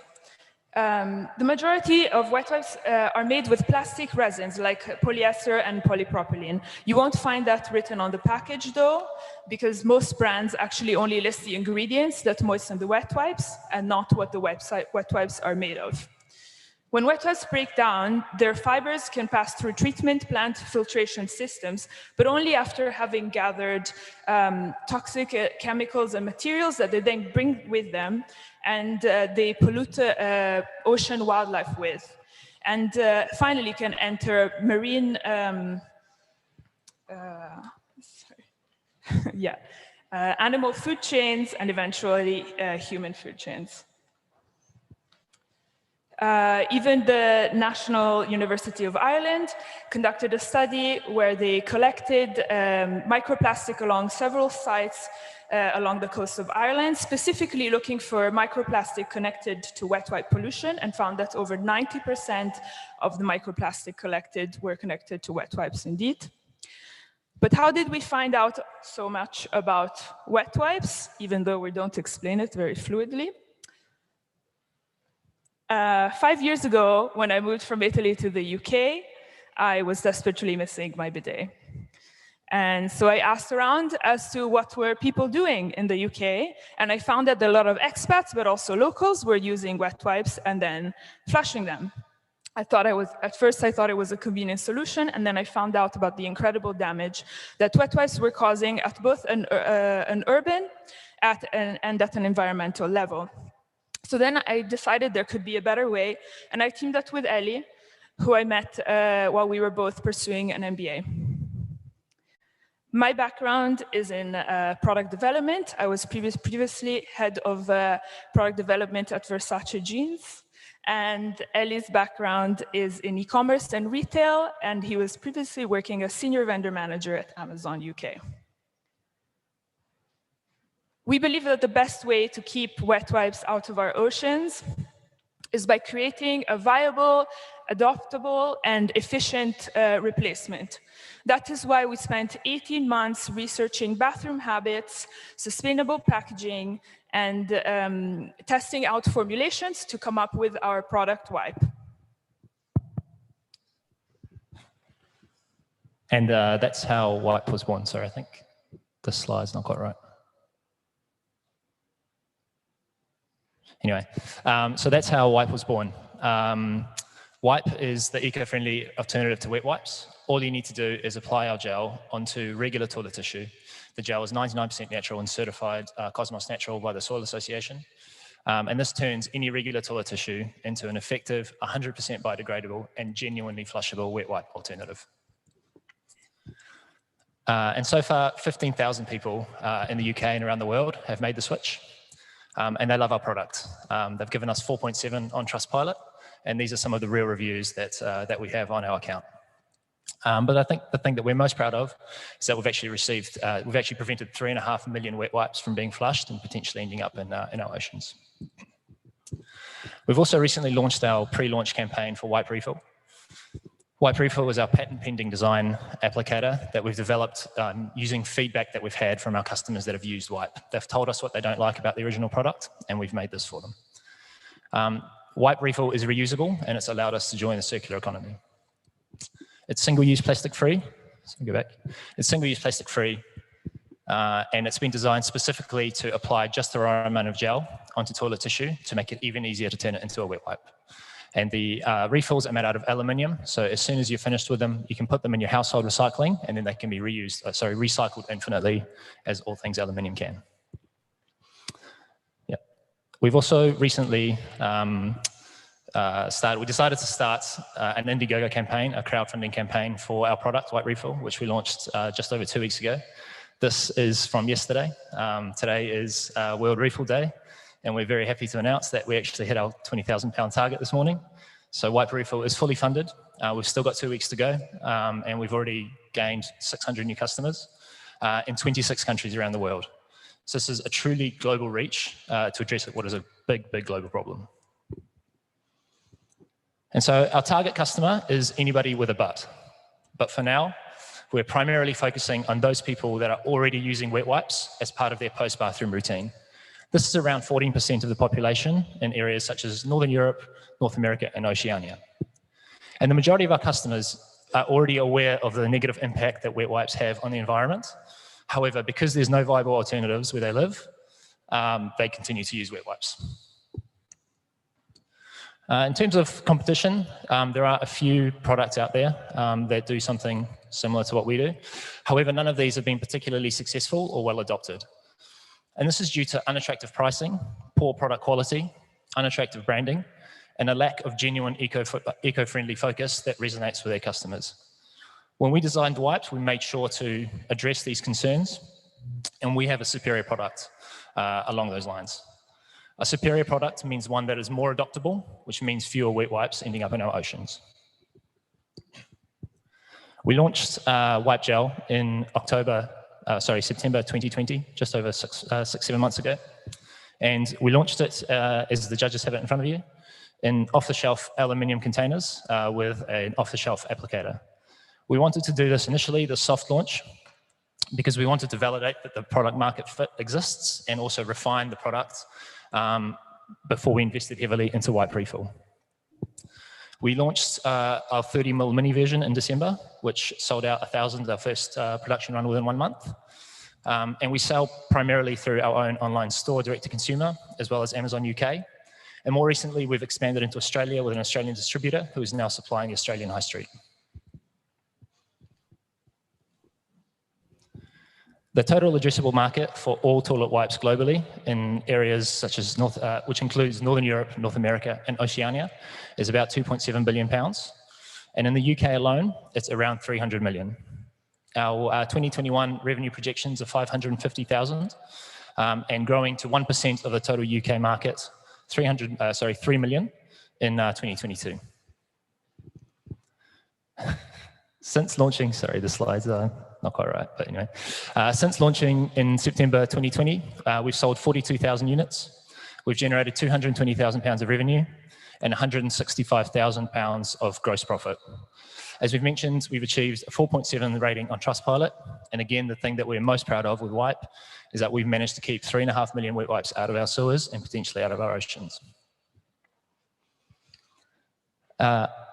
Wipe was bootstrapped for the first sort of year and a half that we ran the business by ourselves. And we recently closed a family and friends round in March. And we're now fundraising our seed round of £600,000.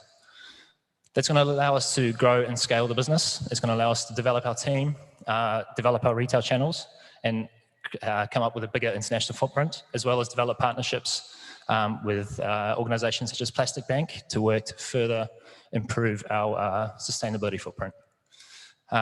We're going to keep developing, keep working on the stuff that we're already doing to try and save the oceans from wet wipe pollution. Thank you very much. And any questions? Thank you.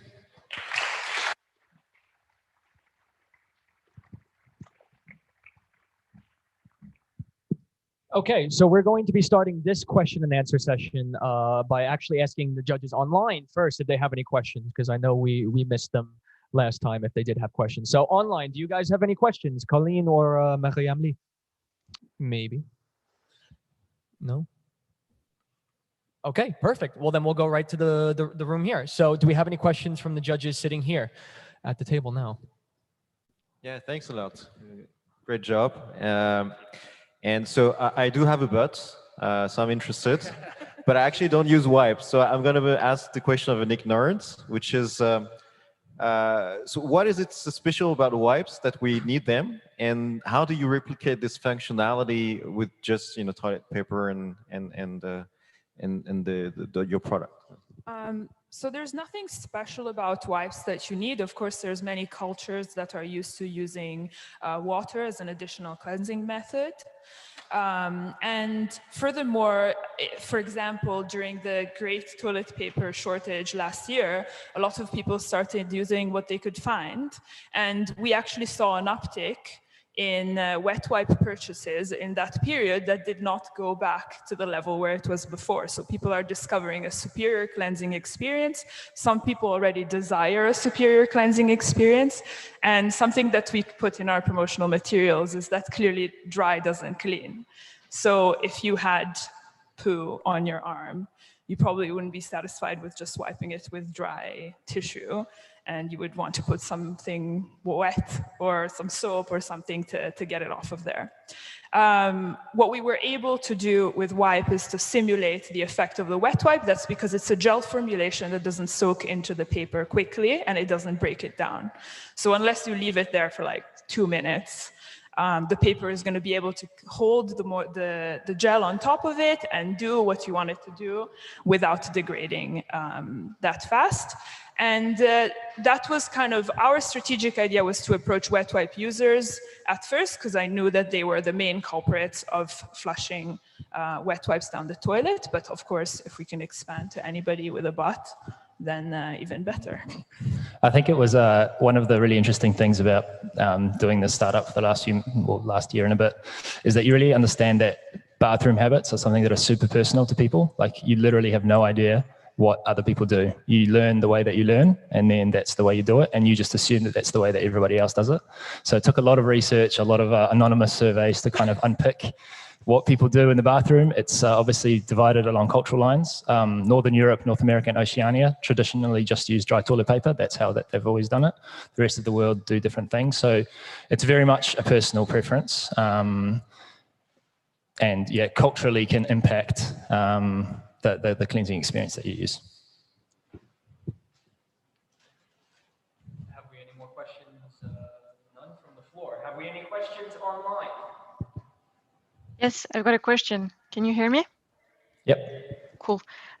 So I didn't know people were actually using wipe, but I'm wondering, for babies and children, can they use can the parents use your product? Because I thought many people actually use wipe for babies. Is that something you thought of? Yes, our formula is tested and approved for babies. Actually, wet wipes for babies are the entry drug for adult wiping, as to mean that a lot of parents who actually clean their babies with wipes eventually convert to using them themselves. We also know that a lot of parents have like a special bin for where they change their babies, so they don't actually end up flushing those wipes. And that's why our product is targeted specifically to adults, because they're the ones who are actually flushing. Yes, I think in the UK there's over 1 billion wet wipes that get flushed every single year from people. So to your question before, there's 1 billion people that are flushing these things down the toilet after they go to the loo. All right, so with that said and done, thank you very much, guys, for that fantastic presentation. Thank you. A nice round of applause is very well deserved for these guys. So we are going to be moving on to our final, but very not least team, which is, well, as soon as I can pull up the...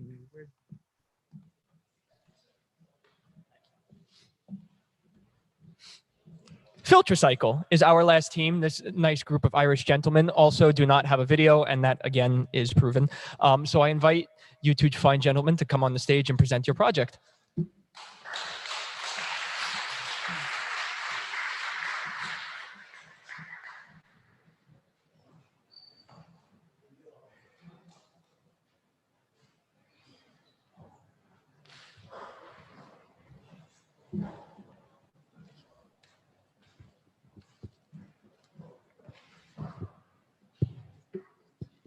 Hello, my name is Liam Lysett. And my name is Harry Yankola. And we are the co-founders of Filter Cycle. Cigarette butts are the most common item of litter on the planet and one of the most toxic forms of ocean plastic. Every year, 4 trillion cigarette butts end up as litter, and when it rains, many of them are washed into storm drains and out to sea. Just one cigarette butt can release enough nicotine and microplastic to pollute up to 1,000 liters of water. This kills off fish and plankton, devastating marine ecosystems and disrupting our ocean's ability to absorb CO2 and combat climate change. In total, cigarette litter can pollute enough water every year to fill the Irish Sea. Cigarette butts are so pervasive that most urban drinking water in the EU contains traces of nicotine. We are Filter Cycle, and our solution to this ecological catastrophe is to collect and recycle cigarette butts into filter plastic, a sustainable raw material that can be used to manufacture plastic products. Waste management companies collect cigarette butts and deliver them to our facility in bulk. We recycle these cigarette butts into filter plastic, which is sold to eco-friendly manufacturers and brands to be used in making their own products. This is possible because Filter Cycle has developed a novel process for recycling cigarette butts, which are extremely toxic, into clean cellulose acetate plastic. We can't go into the technical details, but the first step is to separate a cigarette butt into the paper and tobacco and then the plastic filter. The paper and tobacco gets converted into a solid biofuel that can be used in waste-to-energy recovery, and the plastic is chemically treated to remove the various tars and toxic chemicals it absorbed from cigarette smoke. The cleaned plastic is then ground into powder or extruded into pellets to be used to be then sold as a raw material to manufacturers. We've partnered with international litter collection organizations such as World Cleanup Day to keep cigarette butts off of our streets and beaches and out of our oceans. We also own 50% of the collection company No Butts, who have already sold and installed more than 200 cigarette receptacles in Ireland. We will receive €25 as a branding fee for each receptacle sold and a recycling fee of €10 per kilo to recycle the waste that they collect. We have also developed the filter bin, a smart sensor cigarette waste recycling bin made from upcycled end-of-life beer kegs that directly prevents litter at the source. We've had inquiries for more than 100 units from businesses and local authorities, and we are in discussions with several large waste management companies who want to resell these units to their clients and manage the waste collection. Production for the first 20 units for paid pilots in Dublin will begin in the coming weeks. Filter plastic is sold B2B as cellulose acetate powder or pellets. Our first target customers are eyewear brands because they already use cellulose acetate to make their frames. Filter plastic is a thermoplastic that can be molded into almost any shape, and our customers can use it to make skateboards, surfboards, phone cases, and more. The value for our customers of buying and using filter plastic is its enormous positive environmental impact. Making just one pair of sunglasses from filter plastic can save up to a swimming pool's worth of water from being polluted with nicotine and microplastic. Brands can use this positive environmental impact to attract more eco-conscious consumers and justify higher retail prices while making an extremely positive impact on the environment. Filter plastic will be sold in two grades. Standard grade for €16 per kilo and eyewear grade for €24 per kilogram, because eyewear grade plastic requires additional chemical and quality assurance processes to make. Our estimated gross profit margins at commercial scale are 76% for standard grade plastic and 81% for eyewear grade.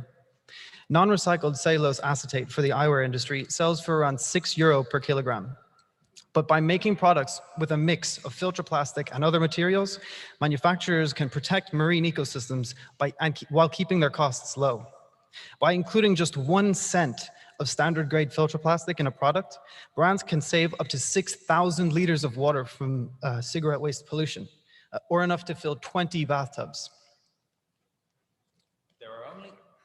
There are only a handful of other cigarette recycling companies globally, mostly producing low-value products with subsidies from the tobacco industry. What makes FiltRecycle unique is our new recycling process for converting cigarette waste into high-value, pure plastic for use in consumer products at industrial scales. Our team has a broad range of skill sets, from engineering and chemistry to business and product design. And we have an advisory team that can match our youthful environmentalism with years of experience at the top of their fields. Last year, we recycled 280,000 cigarette butts collected by World Cleanup Day and other partners in an industrial pilot of our process. Funding was provided by the EU's Climate Kick and Tangent Launchbox accelerators. Amber Eyewear, an established Irish brand, has agreed to buy all the surplus plastic from our pilot to be used in making prototypes for their planned range of filter plastic sunglasses. We plan to construct a highly automated commercial recycling facility in Dublin with the capacity to recycle 1.6 million cigarette butts per day, producing 40 tons of filter plastic and saving up to 400 billion liters of water from pollution every year. This facility will cost an estimated €1.5 million to build and generate enough profit through the sale of plastic alone to break even in just 4 years. We intend to raise a seed round to fund the construction of this facility in early 2022. Our immediate goals are to finish our lab tests on the recycled plastic from our pilot, to secure customer pre-orders for 60 tons of filter plastic, and to have a consultant engineering firm complete and certify the design of our commercial recycling facility.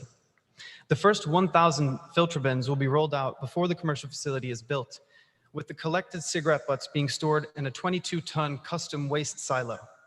We expect this to generate more than €150,000 in yearly profit, allowing us to demonstrate financial viability to investors and secure a stable supply of cigarette waste. Once the Dublin facility has proven to be a commercial success, we will design a modular version of our recycling apparatus that can fit inside a shipping container. These will be used to deploy cigarette recycling facilities across the EU, supported by local filter bin networks and waste management partners. Our ultimate goal is to recycle 10% of the EU cigarette waste by 2030. This will involve recycling 35 billion cigarette butts into 3,500 tons of filter plastic.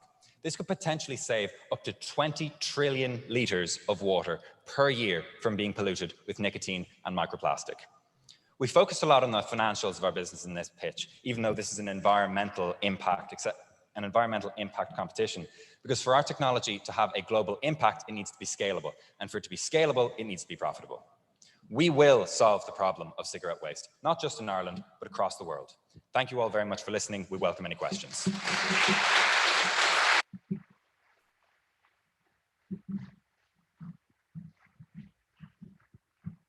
All right. So again, we'll start with if we have any. Thank you. If we have any questions online from our online jury members first, I'll give a few seconds to see if any of them respond. No. Okay. Perfect. Christian, you have the first question. Yes. Thanks a lot, and thanks for your determination, which is clearly visible in tackling this huge problem. I think one of the key success factors for your venture is to find a very efficient way to incentivize collection of the cigarette butts. So you get feedstock basically, I'd be interested in just understanding a bit better how you approach this in your current model, and if you have explored something that would actually address the issue of littering at the source and incentivizing actually the smoker themselves not to litter, maybe by sharing back to them with them some of the value you're creating. Let's say the eyewear company makes a good profit from this using recycled material. Maybe if there was an agreement with a cigarette company manufacturer that they would be a kind of benefit for the smoker if they were behaving well and not littering and bringing it back into the recycling system. So curious about your thoughts on this. Thanks. Thank you. Thank you very much for your question. So to go through it in order, in terms of sourcing, at the moment, our main source is volunteer collections through World Cleanup Day and other organizations. And when we first spoke to World Cleanup Day, they were very excited we would take their litter for free. They said they had a target last year of collecting 1 billion cigarette butts. And we had to say, well, hang on, no, that is far. Do not send us 1 billion cigarette butts. That's about 250 tons. So enough to supply 2.5 of the commercial facilities we planned. And so at the moment, there's a real lack of options for volunteers who are going out and picking cigarette butts up off the street to protect the environment, to then responsibly dispose of those cigarette butts. They end up in landfill in the best case scenario, where they still rot and can potentially pollute the water table. In terms of benefits for the smokers, we've certainly considered before giving discounts on products that are made from filter plastic to people who at home, for example, a lot of smoking now, especially in the pandemic, is happening at home. For people at home to send us their cigarette waste and get a discount is something we absolutely intend to pursue in future, but it's just not set up at the moment. We're also investigating a small product that we're going to have available for smokers, which is a pocket ashtray in partnership with another company, where smokers who are out and about, if there's no bin or anywhere that they can dispose of their cigarette waste, and they can put it in this pocket ashtray, which is smell-proof, and it's pretty small, and you can put a lit cigarette butt in there, and it fits in your pocket. And then they can bring that waste home, and eventually we'll be able to offer collection services at home as well. So when they get their bins collected on the weekends, or whenever you get your rubbish collected, you'll be able to put out your cigarette waste as well, and your local waste management partner will pick it up from you and bring it to our recycling facility. Just on this, if we can follow up after, because I'm aware of a major cigarette brand that is actually working on this. I'm not sure if it's the same. And another startup that is working on the other part of the solution, which is developing this fireproof and smell-proof pockets ashtray. So it'd be interesting to follow up on this. We'll absolutely talk to you after this, yeah. blue one. Blue. Yeah, the blue one. The blue one. Can we get the blue microphone to work here? Thomas has a question. No. No? Hello? Yeah, perfect. Now it's free to recover butts, but you talk about 10% of the EU cigarettes you want to transform, but now it's free, but it will be a market soon, and you will have to buy it, perhaps. And what is the model? For the supply of cigarette waste? Yeah.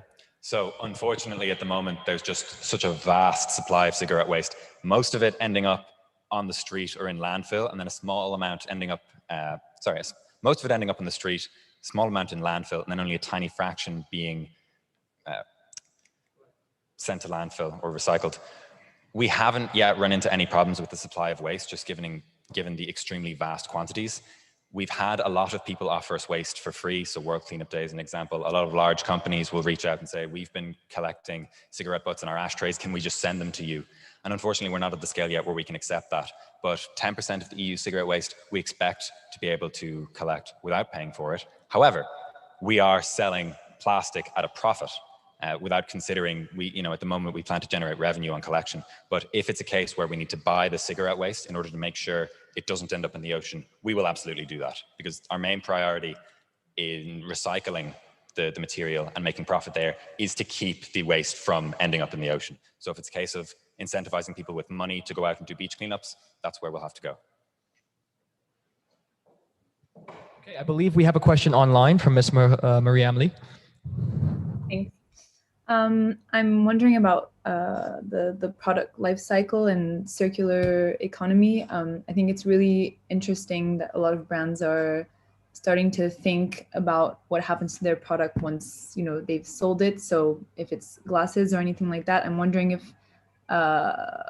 first of all, if it's toxic, if the material isn't disposed of properly, and are you gonna try and follow through on the disposal of the products that are made from the filter plastic, basically? So thank you very much for your question. We consider it a very high priority to make sure that the products made from our plastic are themselves recyclable. We'd be hypocrites if we didn't pursue that in depth. Toxicity, yes. In terms of toxicity, we can't sell a product for consumers if it is toxic. That's why it is expensive relative to virgin plastic, and that's why we have to put so much effort into developing this recycling process and making sure the plastic at the end is clean and safe for consumer use. And that's what the lab tests we're doing at the moment are largely for. In terms of microplastics, one of the problems with cigarette butts is that they're made of fiber. So similar problem with wet wipes. Once they start degrading in the water, they're already in a state where they can very easily break down into these tiny particles that end up in the marine food chain. So one cigarette butt will break down into around 12,000 particles of microplastic. Whereas with a pair of sunglasses, bad as it is, it's one item which can give off smaller particles much more gradually. So we would not like sunglasses ending up in the ocean. But people are less inclined to throw their sunglasses on the street than they are to throw cigarette butts in the street. And especially we're turning 4,000 pieces of litter, the cigarette butts, into one pair of glasses. So it is absolutely something we need to keep an eye on, but we stand by the environmental impact that our plastic has.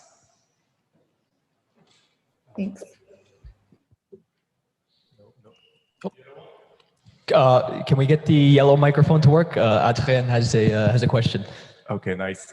I've got one question about the business model, because it's a really nice project, but as you know, an ecological solution without economical interest can really work. So the price is maybe twice or third time higher than the normal price of a pellet plastic. Would you be, in the future, would you lower the price with a bigger production? Or because I think now you have one company working with you, but have you other company interest with this price? Yeah, so we've had expressions of interest from a number of other companies as well. It's just, we mentioned Amber Eyewear because they agreed to buy the plastic from our pilot. The price is something we keep an eye on. Obviously, as we scale up, we hope to bring the price down to be more competitive. But there's also the fact that rather than using the filter plastic by itself, we would encourage our partners to blend it with other materials because it has the excellent property of being able to mix well with other polymers. And this can give it unique properties while being a lot cheaper. So rather than use pure filter plastic to make a pair of sunglasses, it might be 50% filter plastic or 25% filter plastic, which still enables a massive decrease in ocean pollution while allowing our customers to bring the cost for materials down. A big reason why we've gone for sunglasses first is because the materials cost is a very small cost relative to the value of the product they're actually producing.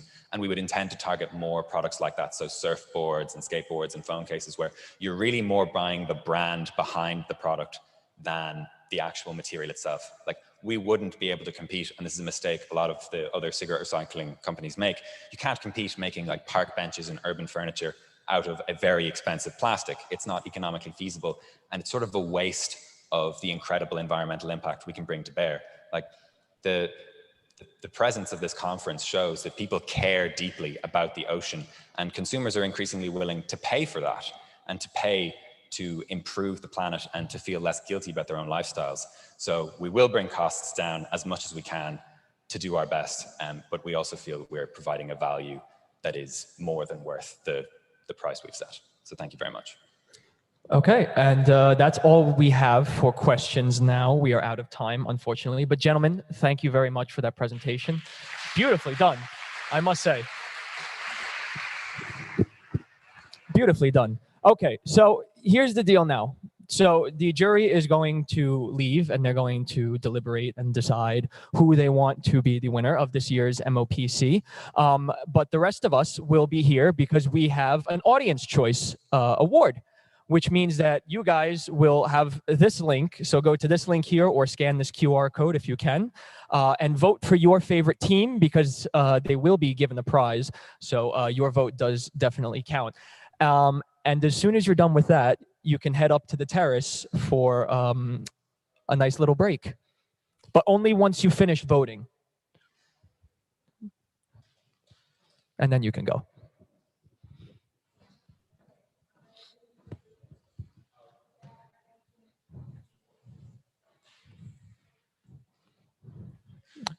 All right. Well, yeah. If you voted, you're more than welcome to head up to the terrace because we have some drinks up there and such. We'll have a short break while the jury deliberates, and then we'll come right back for the award ceremony.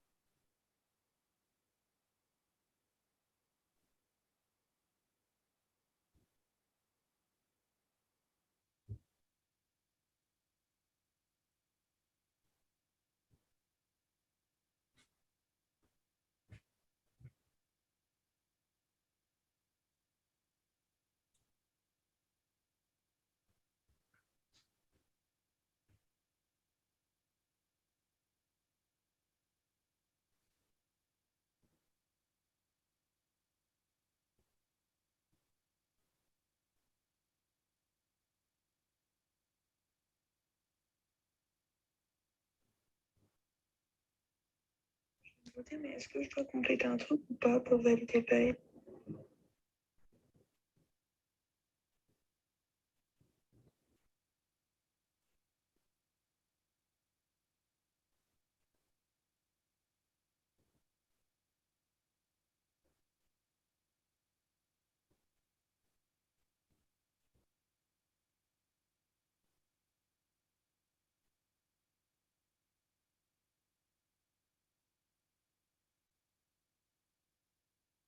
En fait, genre, t'as ça, ils te disent vote, c'est bon et tout. Tu peux plus rien faire. Après, il y a marqué vote in anonymous. Enfin, attends, je te montre.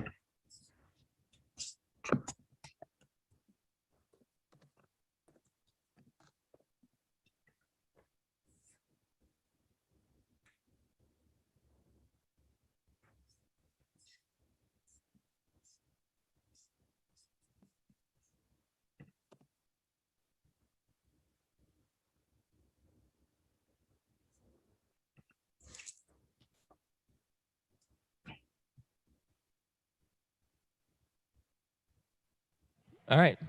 Ooh, I got a nice mic. Okay.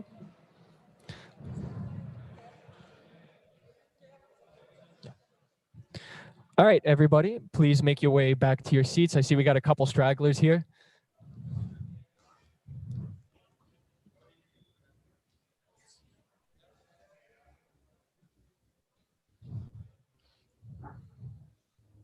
All right. Perfect. We're ready to begin. Okay, so now for the moment you've all been waiting for, we are going to be moving on to the MOPC 4th edition award ceremony. So with our first award, we'd like to begin with an award that we introduced this year called the Coup de Cœur Award. And it goes to a team that we thought had a really, really great and unique idea. But unfortunately, because of time constraints, we weren't able to allow presentations for all of them. So we made a special award in replace of it. And so we are going to announce, oh, okay, that way. No, the other button? Yeah, just the other button. All right, so in order to give the Coup de Cœur award, we have to first show the nominee video for the 3 nominees. We put them into one video. So can we present the Coup de Cœur nominees, please?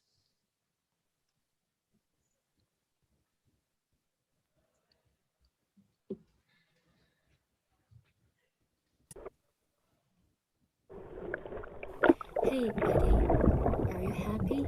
Having dinner, enjoying coffee, family picnic, receiving delivery, party times. Plant we use waste of plants, making them into environmental friendly packaging. Our product is unique, pure nature and biodegradable. We are plant we, not only for the pleasure of the moment. When thinking of ocean protection and what currently poses the biggest threat to life below water and the ocean's health, the mind tends to think of plastic waste, and more specifically, plastic bottles. Water Monaco developed a solution to decrease the number of disposed plastic bottles in the Monaco Ocean by 15%. How we plan to execute this and how this recycled glass bottle plays a huge role in it, we'll see now. The journey begins with Water Monaco importing recycled glass bottles from Spain and filling them with water. On a B2B level, the water bottles will be offered in 3-in-1 vending machines. The normal vending machine, the refill station, and the disposal compartments, where the customers can bring back the bottles and receive a compensation on their client account. Close your eyes. You're about to charter a yacht in one of the most amazing places in the world. Yes, the Mediterranean Sea. Although yachting is one of the best experiences one can have, it unbelievably harms the biodiversity of our beloved sea. Mostly affected is the oxygen provider and carbon absorber plant called Posidonia, also referred to as the lungs of the Mediterranean Sea. Anchoring in areas rich of Posidonia will disturb the equilibrium below surface, slower the fight against climate change, and harm tourism. But how can someone know where anchoring is allowed? No worries, I got you. Just download the app named Watch Your Anchor. A map will show the user in which areas yachts should anchor. This will not only prevent the destruction of Posidonia, but will be beneficial for humankind and economy as well. Therefore, dear ladies and gentlemen, watch your anchor and become your very own Poseidon.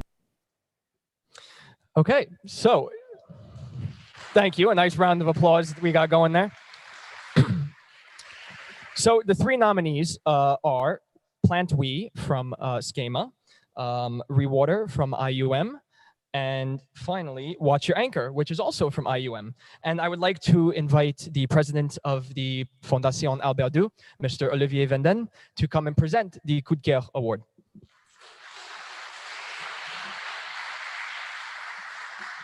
Thank you very much, and thank you for allowing me to remove my mask.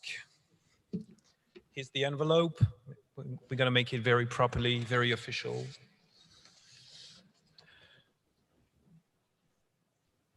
And the winner is Watch Your Anchor.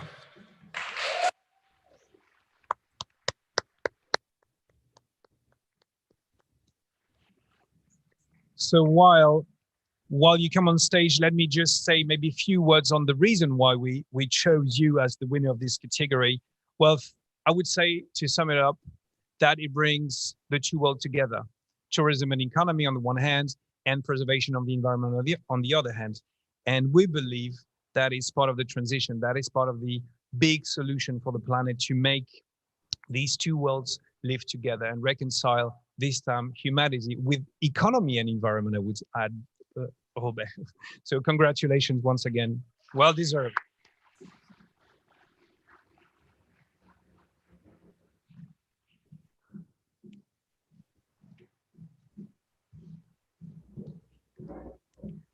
All right. Thank you so much for this award. So I just got told I have to be very short, so I'll do it very, very short for you. So watch, let's see if this works for me. Very good. Watch your anchor. As just mentioned in the short pitch, the problem is simple. Yachting destroys sea life. Mostly in the Mediterranean Sea, the seagrass Posidonia is very frequently concentrated. So with setting the anchor right into that seagrass, it is being destroyed. This has an impact on the imbalance of the biodiversity.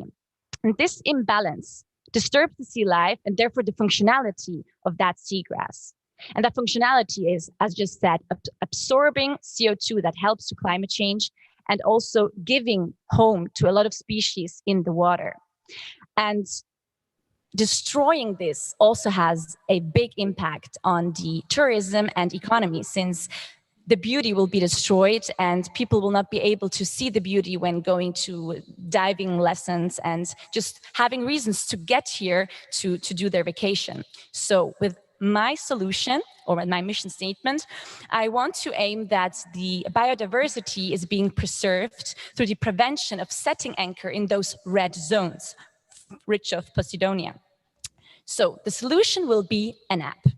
This app has two functions. The first function is the Posidonia map.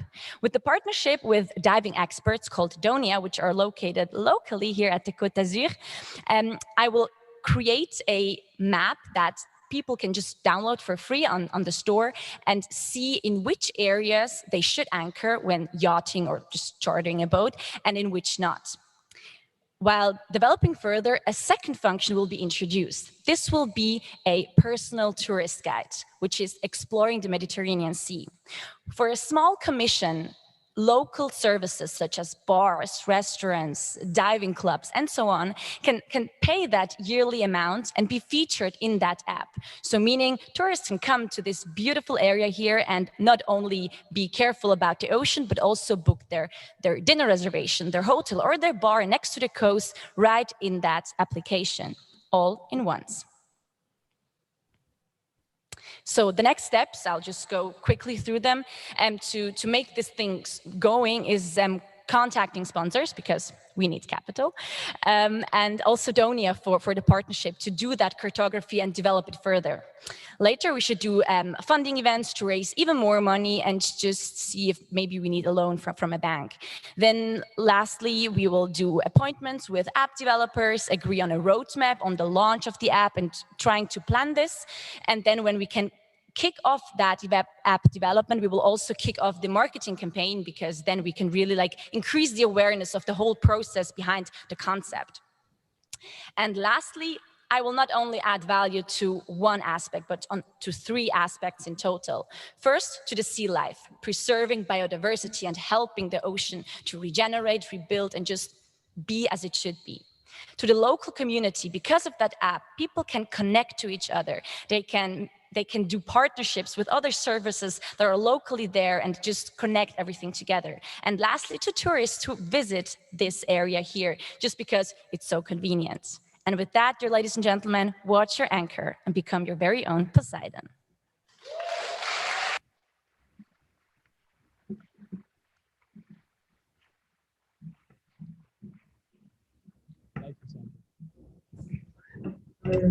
Thank you very much, Sandra, for that beautiful presentation. So we will be moving on now to our next award, which is the Audience Choice Award, which is again why I told all of you to vote. And I hope all of you online did the same as well.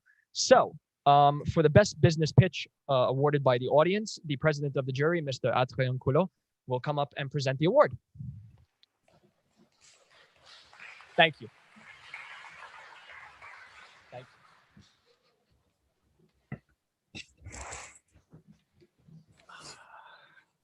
Hi, thank you for your vote.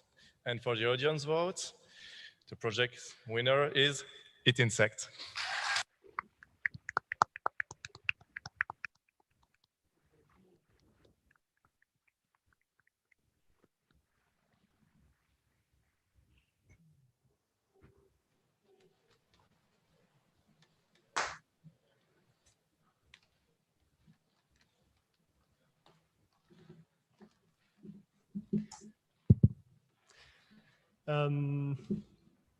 Thank you so much for voting us along this about 7 months of development of the project. We have really created a very strong network of people that support us, both from the industry and also family and friends that have been following us very, very much. And so it's thanks to them if we're surely if we're getting this this award. So and also thank you to our supporters.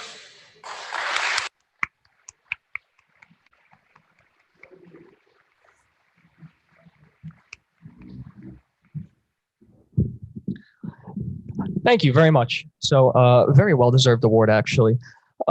For the next prize, we have the best prizes, well, the best pitches in each category. So we'll begin with the student category, which is going to be awarded by the director of the Oceanographic Institute, Mr. Robert Calcagno.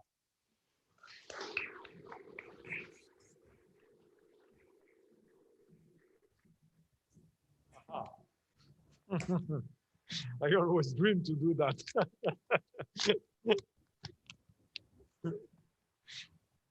So, for the students category, the winner is iPlug.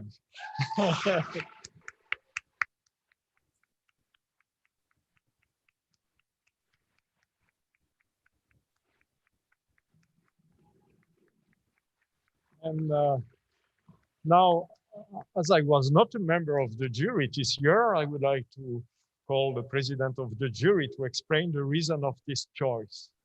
Thank you. So, congratulations. The choice was difficult, but we chose you because we love the innovative and the visionary of your project. And we love your personality, that you are really aware of your market. So we think that this project is really in line with this challenge, with Monaco, with the future of our ocean. So congratulations, and you deserve it.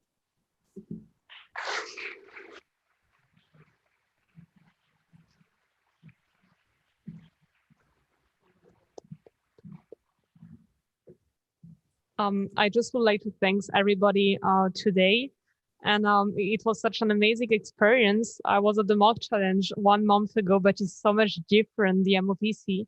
And I'm really very proud to have been able to participate at the MOPC. It's really something great for HiFlug. Thanks a lot again.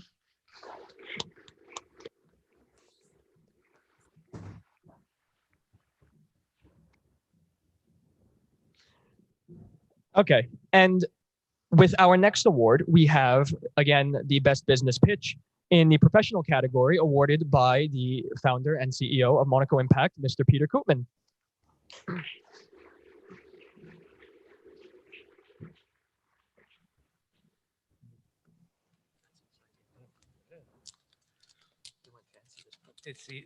It's even a surprise for me.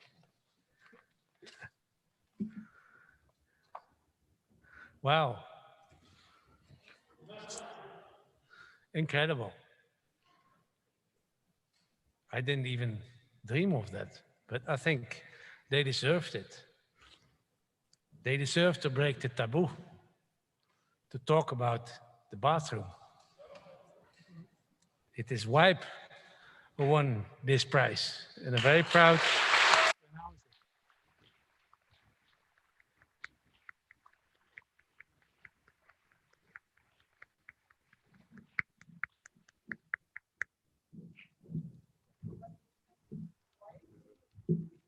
Was it this? Okay. Okay. Congratulations. So, congratulations, guys. It was a difficult choice too, but I have to say for all the jury that we love the originality of your project, that you already are really into the market. You make a lot of proof of your concept. You already sell a lot of things. You make your crowdfunding. And I think we love the thing that it's something that everybody can do every day in their bathroom with their butt. So I think it's something that everybody needs to be aware to. We discovered this subject today. So congratulations. And yeah, you deserve it too. Congratulations.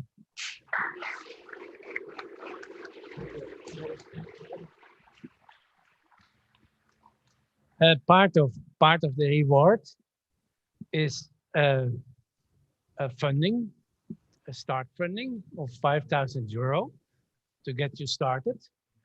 It should go to Wipe, to the business account of Wipe. Don't flush it away.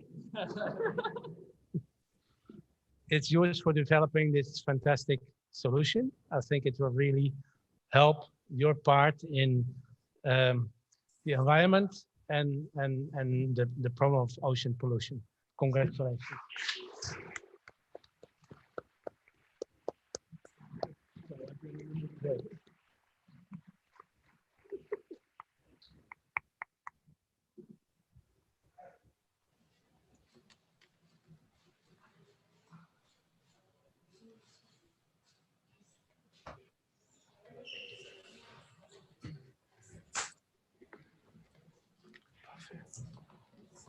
Would you like to say a few words? I'm sorry, Eli. Please. We'll keep it super brief. Thank you so much, everybody, from the organisers, Matt, everybody that's involved, MIU, everyone. We're really blown away, actually, and humbled by this to be recognised in such a way. It's, as you sort of said, it's a very taboo topic, and it's not an easy one for people to get their heads around, but it is something that's really important to us. And we genuinely do think it's going to make a big difference. And it's so great to see so many people involved in an event that is looking at preventing these types of things and preventing ocean pollutions and saving our oceans. So thank you so much, everybody. And we look forward to having a drink with you upstairs.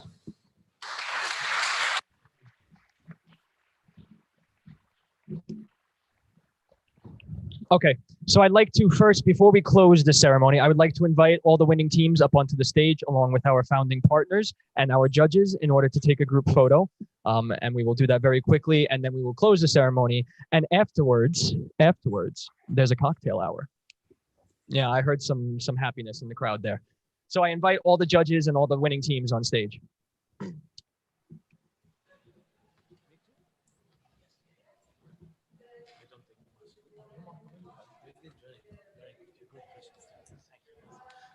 The regime should be